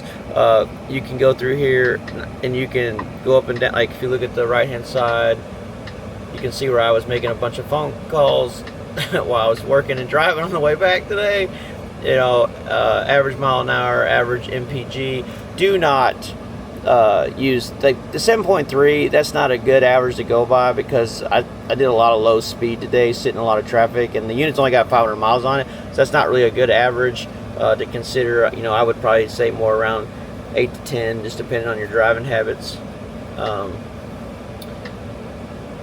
course, I was listening to music while I was driving, so it shows the song. I am a big fan of the Buy Dirt song, by the way. Luke Bryant, my kids like that too. And of course you can do navigation, it'll show your turns. You can go over to the other side, and you've got gauges for rear axle temperature, oil temperature, and like blah blah blah blah. You know, so a lot of information built into the Freightliner. Of course, you've got your cruise control. It is adaptive, so it will slow down if vehicles in front of you are slowing down. If you're getting too close to somebody, it kind of gives you like, hey, back up. You know, you're in a vehicle that potentially weighs 41,000 pounds. You could be towing 20,000 pound trailer. Be smart, give yourself room to stop. I mean, you could be, you know, running down the road at 61,000 pounds. That's a lot of weight. Over here, you've got your door locks, windows up and down. This is where you click your mirrors and you can adjust them, you know, for visibility. Of course, that's the heat for your mirrors. You've got your headlight control down here. You've got windshield wiper turn signals here left of the steering wheel. Of course, you got your city horn, beep beep, phone hang up, mute speakers, volume up and down, return in the menu. You've got over here is your shifter. When you push this so all the way up like that, that is engine brake off, stage 1 engine brake, stage 2 engine brake, stage 3 engine brake. And then the shifted in the gear, this little thing in the center here pops up for drive, center for neutral, down for reverse.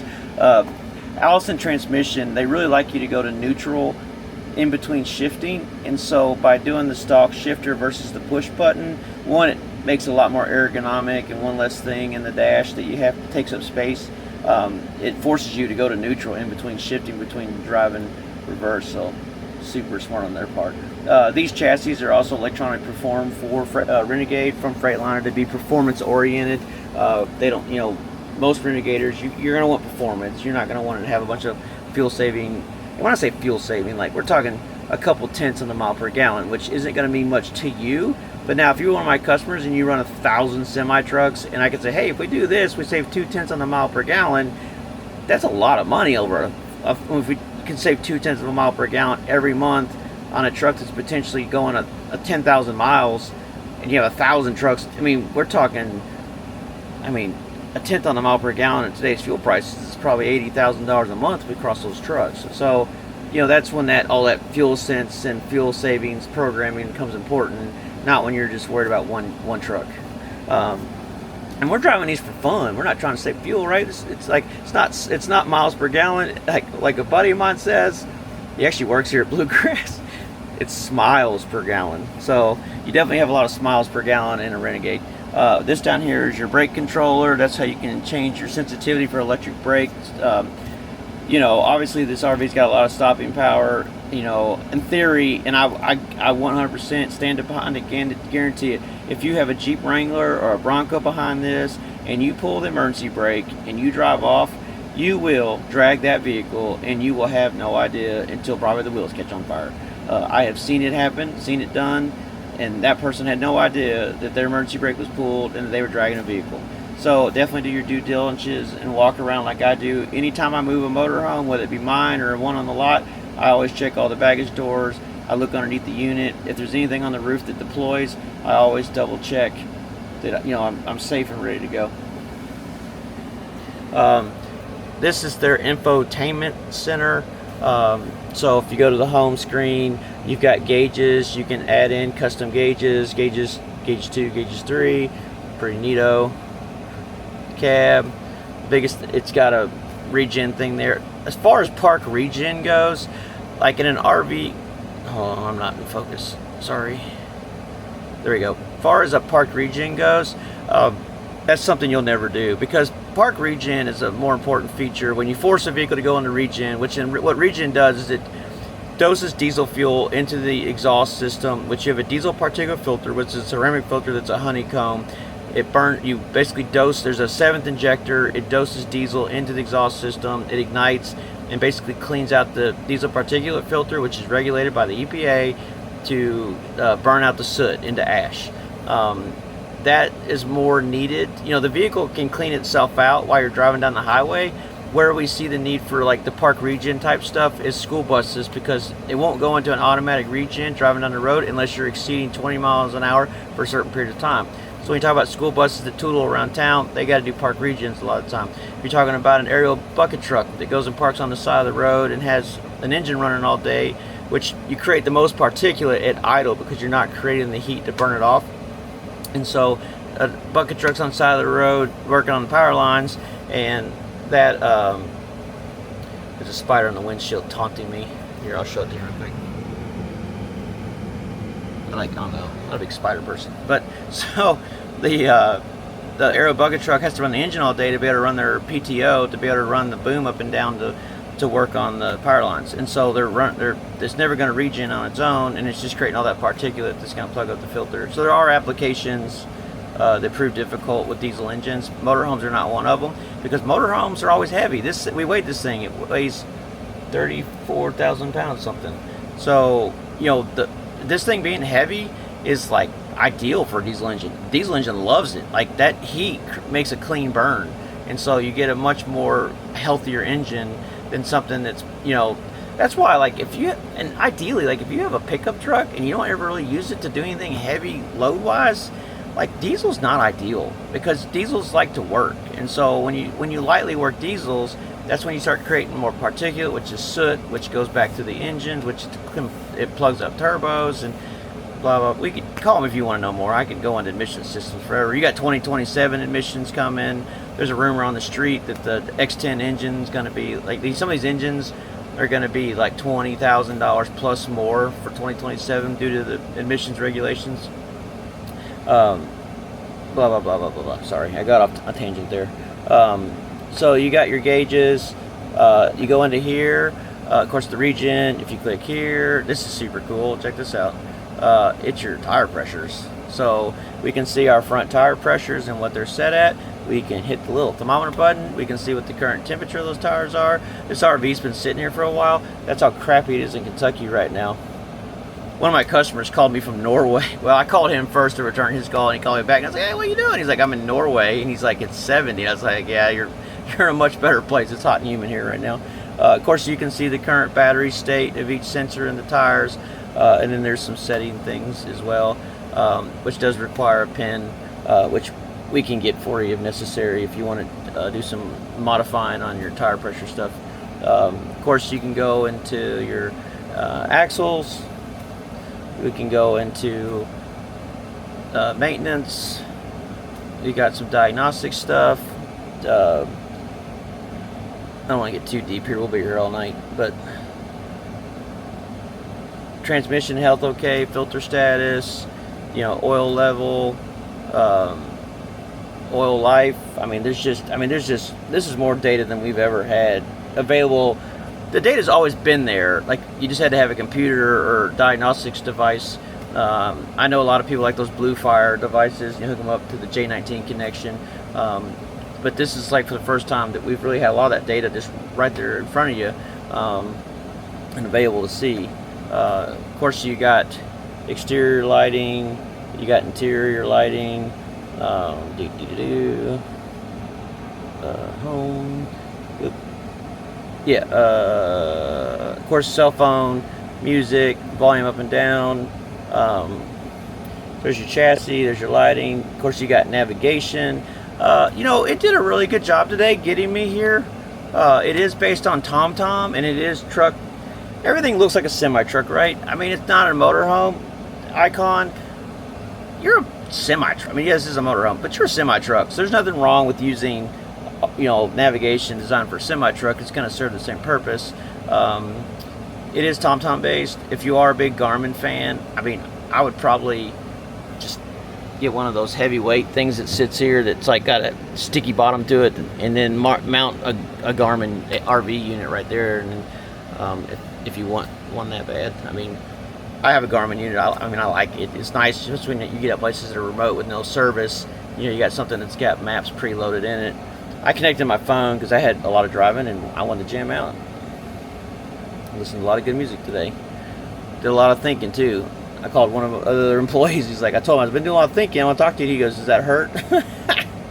Crack me up. We got some funny people that work here with us. Of course, if you do run air trailer for some reason, you do have the ability to tap the air brakes on the trailer. Of course, you got lighting control, footwell lighting,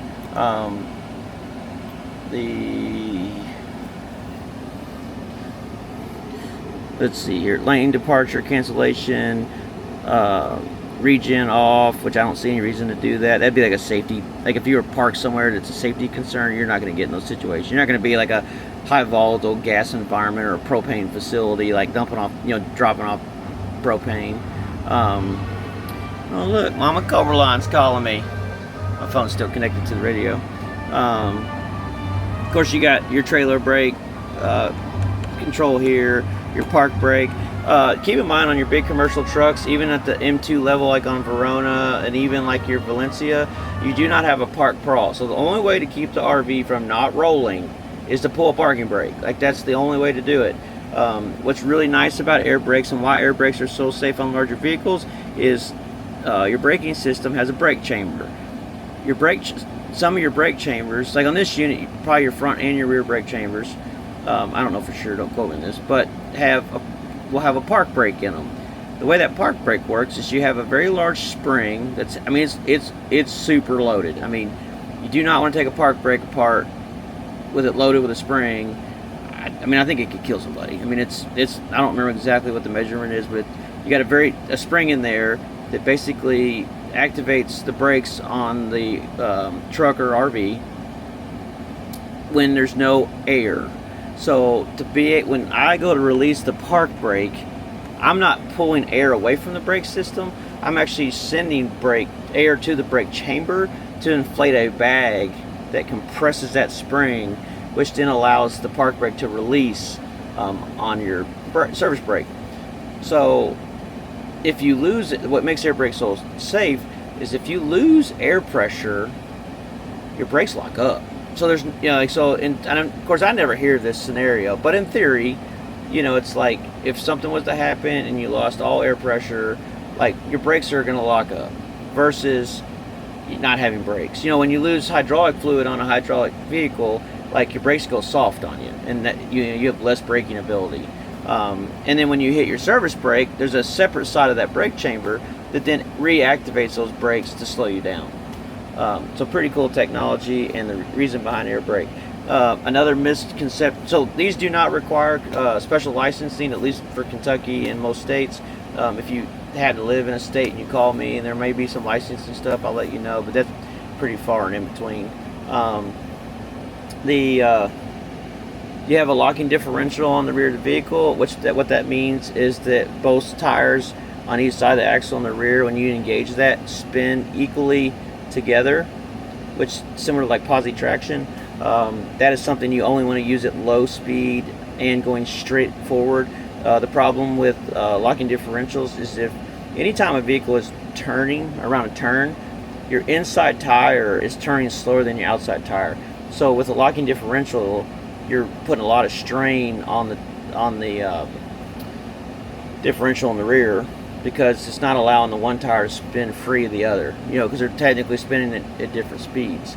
Anytime you have tandem rear axles, every time you turn, you're technically dragging a set of tires a little bit, because your center point is in between tires and not actually on the tire itself.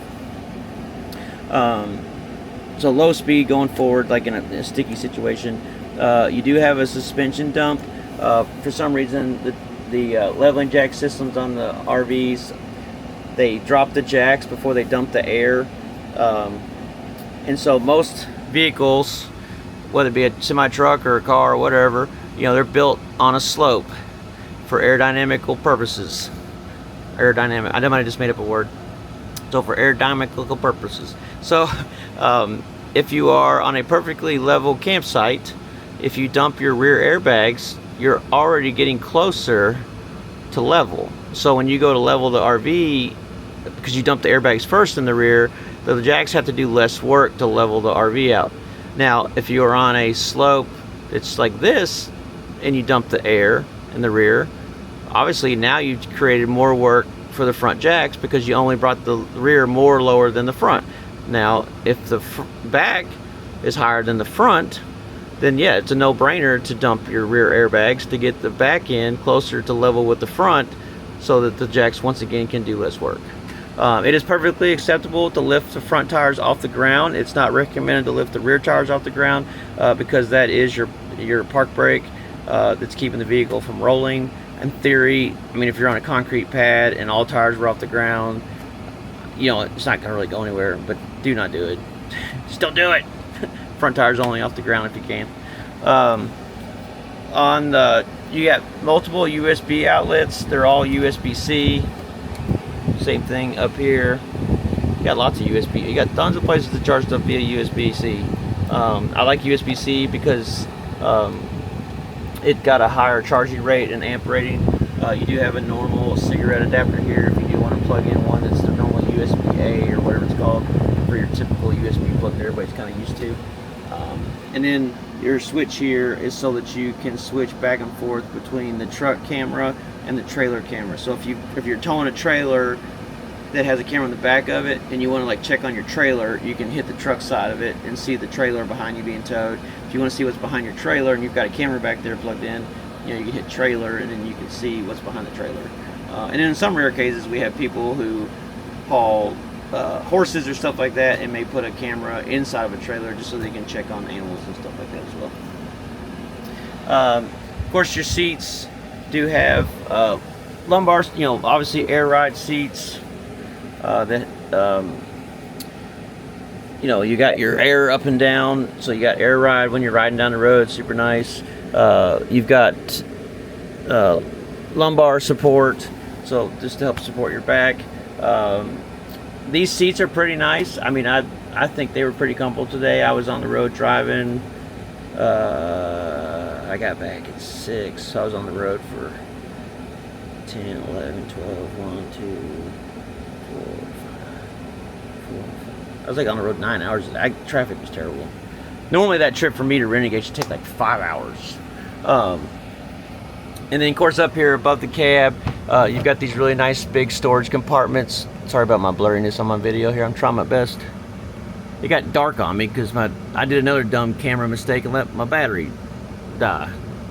But we got to charge back up and we're rolling again. You do have a spot up here where you can put a CB if you want to.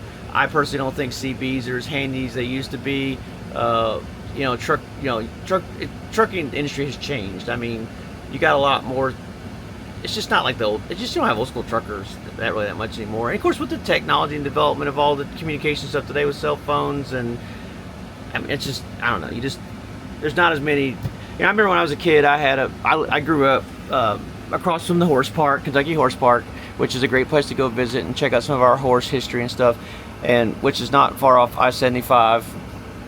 And at one time in my life, you know, I had a stationary CB unit in my room, and I remember being able to listen to truck drivers and, you know, hear all that.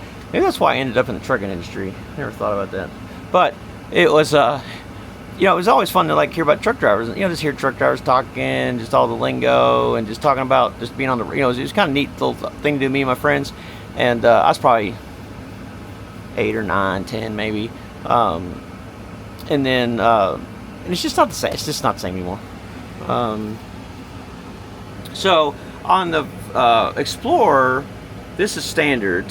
You have a dedicated monitor for your camera system, so you always have your rear camera up there. If you hit a blinker, it automatically switches from side to side, so you can see each side of the coach. This, to me, if you have one of the models of the Renegades that does not have a dedicated camera system, that is by far my #1 thing that we install here to say, look, a dedicated camera system is just so much safer.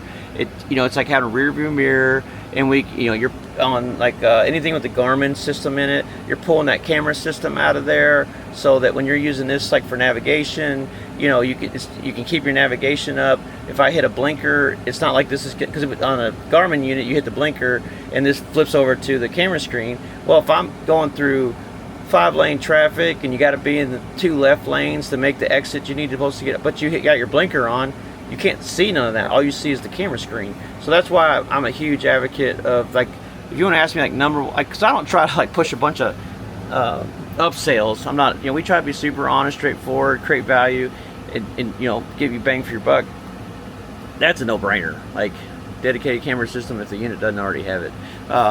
Also, like, this is one of those cases where I'm not a fan of touchscreen. Like, touchscreen has its place. I don't believe that volume controls should be touchscreen, because I don't want to have to look while I'm driving to up my volume up and down. Like, it needs to be a button you can actually feel without having to look at it to go volume up, volume down. Same thing over here. Like, it's a physical button on the left and right that I hit, versus like trying to make sure I'm hitting like right on the button so that I'm actually, you know, you can't really feel it. Whereas this, like, I can feel that little nub right there, and I know like that's volume up and that's volume. Ooh, I still got jams going. Good deal. So up here on the camera screen, like for some reason, if you know you're going to be getting over on the right hand side and you just want to keep like that camera up before you actually, well, that's the left hand side. If you actually want to keep that camera up before actually activating a blinker, you know, you can do that. You know, I can hit it again, switches to the right hand side. I can hit it again. Well, there's no trailer connected, so that's not going to work. And then you can do split screen. Oh shoot, so now I can see, let's see, that's rear and left side. There is that is rear, left and right. So I mean, you just got all these different options, and you can easily cycle through them by easily, you know, punching the buttons. You know, I mean, that's like, that's the way to go, hands down. As far as in the cab, I mean, there's a lot we can talk about. There's a lot of good practices I can talk about as far as, you know, using your engine, how much to idle, you know, if you have special situations where you need to do certain things, you know, give me, I'm happy to talk to people all day long. Like, you know, give me a call and text me, that's great too. I definitely prefer text if it's a weekend or late evening, because usually I'll be cooking dinner for the family or something, but then I see your text, and as soon as I sit down for a second, I'll get back to you. Of course, this is tilting, telescoping steering wheel. That's really, it's the cab. I mean, oh, air horn. Oh, here. I actually had a customer, he's gonna kill me if he sees this video. He didn't know he had an air horn. Which I never, I guess maybe I mentioned it, you know, on the walk around, my average walk around lasts from like 4 to 8 hours. And so it's a lot of information thrown at people super fast. I do talk fast because it would take even longer. I tell people to slow me down if they have more questions. Of course, people are always super excited. That's why I try to do a lot of these detailed videos, so people have something they can go back and reference. But so he didn't know he had an air horn. And so he called me one day and was like, hey, I need a bigger, beefier horn. You know, he says, what I have isn't doing the job, and like, you know, if somebody cuts me off, I want something that they can really hear. And so like we never mentioned the air horn. Like I just assumed that he knew he had an air horn, and I was like, well, I go, well, we can put a train horn on your RV. And so we put a train horn on his RV, which was, I mean, the train horn alone is, to me, would be something fun to have, just because when you pull into your family's house, I mean, it gives everybody a big smile and a laugh, because you literally sound like a train. But he came to pick up his RV, and I was like, here you go, you pull this and your train horn activate. And he goes, well, what was that before? I said, well, it was your air horn. He goes, well, I didn't even know I had an air horn. I said, well, now you really do have an air horn. I mean, that train horn was ridiculous. But like, you know, if you really need somebody to be able to hear you, like I had a truck driver start coming, I mean, legit coming over in my lane today while I was driving through Indianapolis, and like I knew that this was not something he was going to hear on driving a semi truck. So I reached up there and I gave it a tug, and he got back over. He must have been sleepy or something. All right, a couple more things. All right, I've closed up the RV. And so one thing that I think is a huge advantage to the Super Cs and what Renegade does, they do a killer job with making the coach extremely usable in transit. So I've been like, one of my favorite things about owning a motorhome is the fact that I'm driving, right? I feel great. I keep driving. Like it's 10 o'clock at night, but you know what? I got another hour. I keep driving. But you know what? It's 9:30 on a different day, and I'm starting to feel tired. It's like I start thinking where to go for if I'm not to my final destination. You know, Cabela's, Bass Pro Shops, Cracker Barrel's. Not a big fan of Walmart by any means. They're just too busy. I was at Walmart one time and they had a cornhole tournament at 2 o'clock in the morning. So, you know, I love the fact that I can get up out of this. I can park. I can get up out of this chair, and I can walk to the back and lay down. You know, I don't have to run any slides out. I don't have to level any jacks. Like I literally pull in, park, go get 6 hours of sleep or whatever you need, get back rolling the next day. I mean, that alone is one of my favorite things about a motorhome. It's, you know, it's just that makes travel so much more enjoyable. I don't have to worry about my family's safety and where we're gonna stay. Like I just do it. I drive as far as I can, and I plan some. Like if I know I'm driving through larger cities, you know, I'll start to think, okay, if I want to stop before I get to Atlanta, or if I want to stop after Atlanta, you know, where, you know, plan A and plan B. But other than that, I don't worry about too much. But the point being here is the Renegades, everything, all the slides are in. You have tons of space to come through here, sit down, TV. I mean, you can sit here, you can easily watch TV, stretch out on the couch, microwave, stovetop, sink, your refrigerator, like it can be opened. Like, man, no offense to fifth wheels and Class A motorhomes, but there's a lot of floor plans out there where you can't get to a fridge unless you open up a slide. Especially like them fifth wheels that have, and nothing against fifth wheel, you have a fifth wheel, but you know, they got a lot of them put islands in them and you can't open your fridge. Now, obviously you can't get to the rear bathroom. I don't think that's a big deal because you do have a bathroom that's right here midship at your entry door. So if you got a tank cooler or whatever, you can. You got a sink. You know, I can easily jump in my bed. You know, I can, you know, I may have to roll over to the other side and, you know, the wife or whatever's over here. But I mean, you know, we still have our TV right here, and like right now the generator's running. So this is me kind of talking at a normal level in my voice and stuff, and not talking a little bit louder. And I mean, you may be able to hear the generator. And I'm not using a lapel mic right now that only focuses like the noise right at my mouth. It's a overall stereo 4-corner mic that's coming off the camera, and so it should be picking up any noise that's in the distance as well. And I mean, this is super sleepable.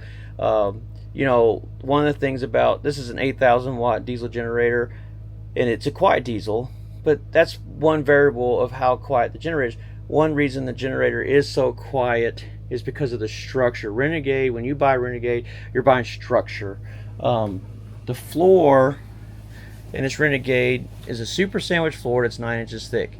As of last year or this year, I know this current model year for sure, they've gone to a composite vapor barrier. The advantage to that is it's a single sheet from front to back. There's no seams. Now, even if you have an older Renegade that's a galvanized steel vapor barrier where they lay it in panels, you know, it's panels of galvanized steel for your vapor barrier. They do seal in between the overlaps. So, I mean, it's still way better than a lot of coaches out there. But they did go to the composite. I'm sure it cuts a little bit of weight too. But it's one solid piece, which is really nice. Struggling, sorry. And then you have 3-inch channel steel beams. You have 2-inch steel trusses. You got stacked 2x floors. You got 3/4-inch marine grade plywood. And of course, on top of that, we've got, this has heated floors in it, so it's got the heated floor padding in it. And then it's got, and that technology itself is super cool. And then you have the porcelain tile floor. So I mean, because of, and then the insulation in the floor is a wool material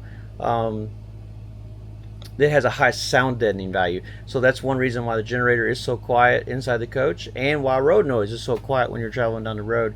And there is, you know, and then another thing is that, so that floor being 9 inches thick, and the walls being 2-inch thick vacuum bonded aluminum tube structure, closed cell high density foam with a solid fiberglass exterior, Asdel interior, so basically essentially nothing for water to damage. You have 9 inches of, so most RV manufacturers either mount their walls on top of the floor or against the floor. Most can't do it against the floor because the floors are too thin. There's just not enough real estate there to mount a wall to. I don't know what I just said, but the walls on top of the floor, walls against the floor. So Renegade's able to do both because they bring out a steel channel that's 2 inches wide that's at the bottom of that 9 inches of floor, and so their wall is not only bonded to the side of the 9 inches of floor, it's also sitting on top of a 2-inch wide steel channel, so it's supported vertically and horizontally. So the problem with floor mounted walls is that this issue over years of driving down the road, and of course the issue with side floor mounted walls is the up and down sag. So I mean, Renegade, by far, if you ask me like why would I buy a Renegade, it's not any of the fancy stuff you see in this coach, it's not the fit and finish, it is the structure. I mean, I don't want to say brands, the closest brand to what I consider in the price point of a Renegade is 1/4-inch plywood. You know, another brand touts that they have a pass-through storage space underneath their Super C. Well, the reason they can do that is their floor is that thick. So, you know, I mean, you're giving up a very, to me, a very important aspect of a coach to get a very small benefit, but looks good on marketing paperwork. So, but you know, if you dig into stuff, if you dive into stuff deep enough, you start to realize, you know, everybody I talk to who's gotten serious about buying a Renegade, it's usually because they've done enough research, talked to enough people, and they've like, boom, I found the motorhome that I want. Like, this is what I want. This is what I expect out of a high quality motorhome. And a lot of it starts with the structure itself. Once again, my name is Kyle Koeberlein. I'm with Bluegrass International. I'm the sales director for Bluegrass, but I'm not a big title person. I mean that. I'm part of a team. I can't do it by myself. You know, we are a family here at Bluegrass. I mean, we have awesome people. I mean, you know, here, of course, we have 3 locations, but here I'm in Georgetown. I mean, James Wade is our shop foreman here, and he is phenomenal. I mean, customers love him because, one, you know, you can contact him. You know, people reach out to him about doing HD shocks. They reach out to him about upgrading seats, putting in dedicated camera monitors, installing horns and stuff. I mean, fixed or just warranty stuff in general. Like, I mean, we have people coming from Louisiana. We have people coming from Pennsylvania, like, that schedule their service here every year because our experience with our people and just, you know, how hard we try to create a very positive experience. And really truly value our customers and take care of them just like we'd want to take care of ourselves. So I can't speak highly enough of our organization. The owners are great people. They take care of us. I've been with the company 17 years for a reason. Give us a chance, that's all I can say. From a sales perspective, my goal is not to sell anybody an RV. My goal is to educate customers, talk to them about how they plan on using a coach, and kind of like what their dream is. You know, I have dreams about myself as I get closer to retirement, and so I know how I would want to be treated, and so I talk to people about, you know, what a Renegade is, what you can do with the Renegade. And some people don't know anything about motorhomes. Like, this is a retirement plan. This isn't, I grew up RVing. Like, I grew up RVing. I pop up travel trailer Class C on a Ford E450. You know, my current RV is on a Mercedes 3500. So I mean, you know, I've got quite a bit of experience, and I have a very good picture of what I want. But some people like don't have a clue. And so when somebody comes to you and they start talking 45-foot motorhome in national parks, and they want to stay in the national parks, everybody that's experienced knows that that's hard. Like, that's almost impossible to do. The national parks were established, the campgrounds were established long before these massive motorhomes started being built. So then I'm honest. I'm say like, hey, you know, here's some other options. I may not be the dealer for it, but like, here's some other options that may be something I would go look at and compare to what this is and figure out, like, okay, well, I don't want to be in something that small. Maybe I would be okay with staying in an RV resort outside of Yellowstone versus in Yellowstone, and having more space to live, because this is going to be our full-time rig. Or I've sold Renegades to couples who lived in vans for 3 years and happily married, and of course at some point make the transition to go to a larger rig, or people downsize too. So we're here, the point is, we're here to educate, we're help to create an experience. You know, there is never any pressure. I stand behind that. I have good reputation on social media, so search my name on the Renegade group. I don't think there's anything too terrible out there about me. So I'm always happy just to answer questions.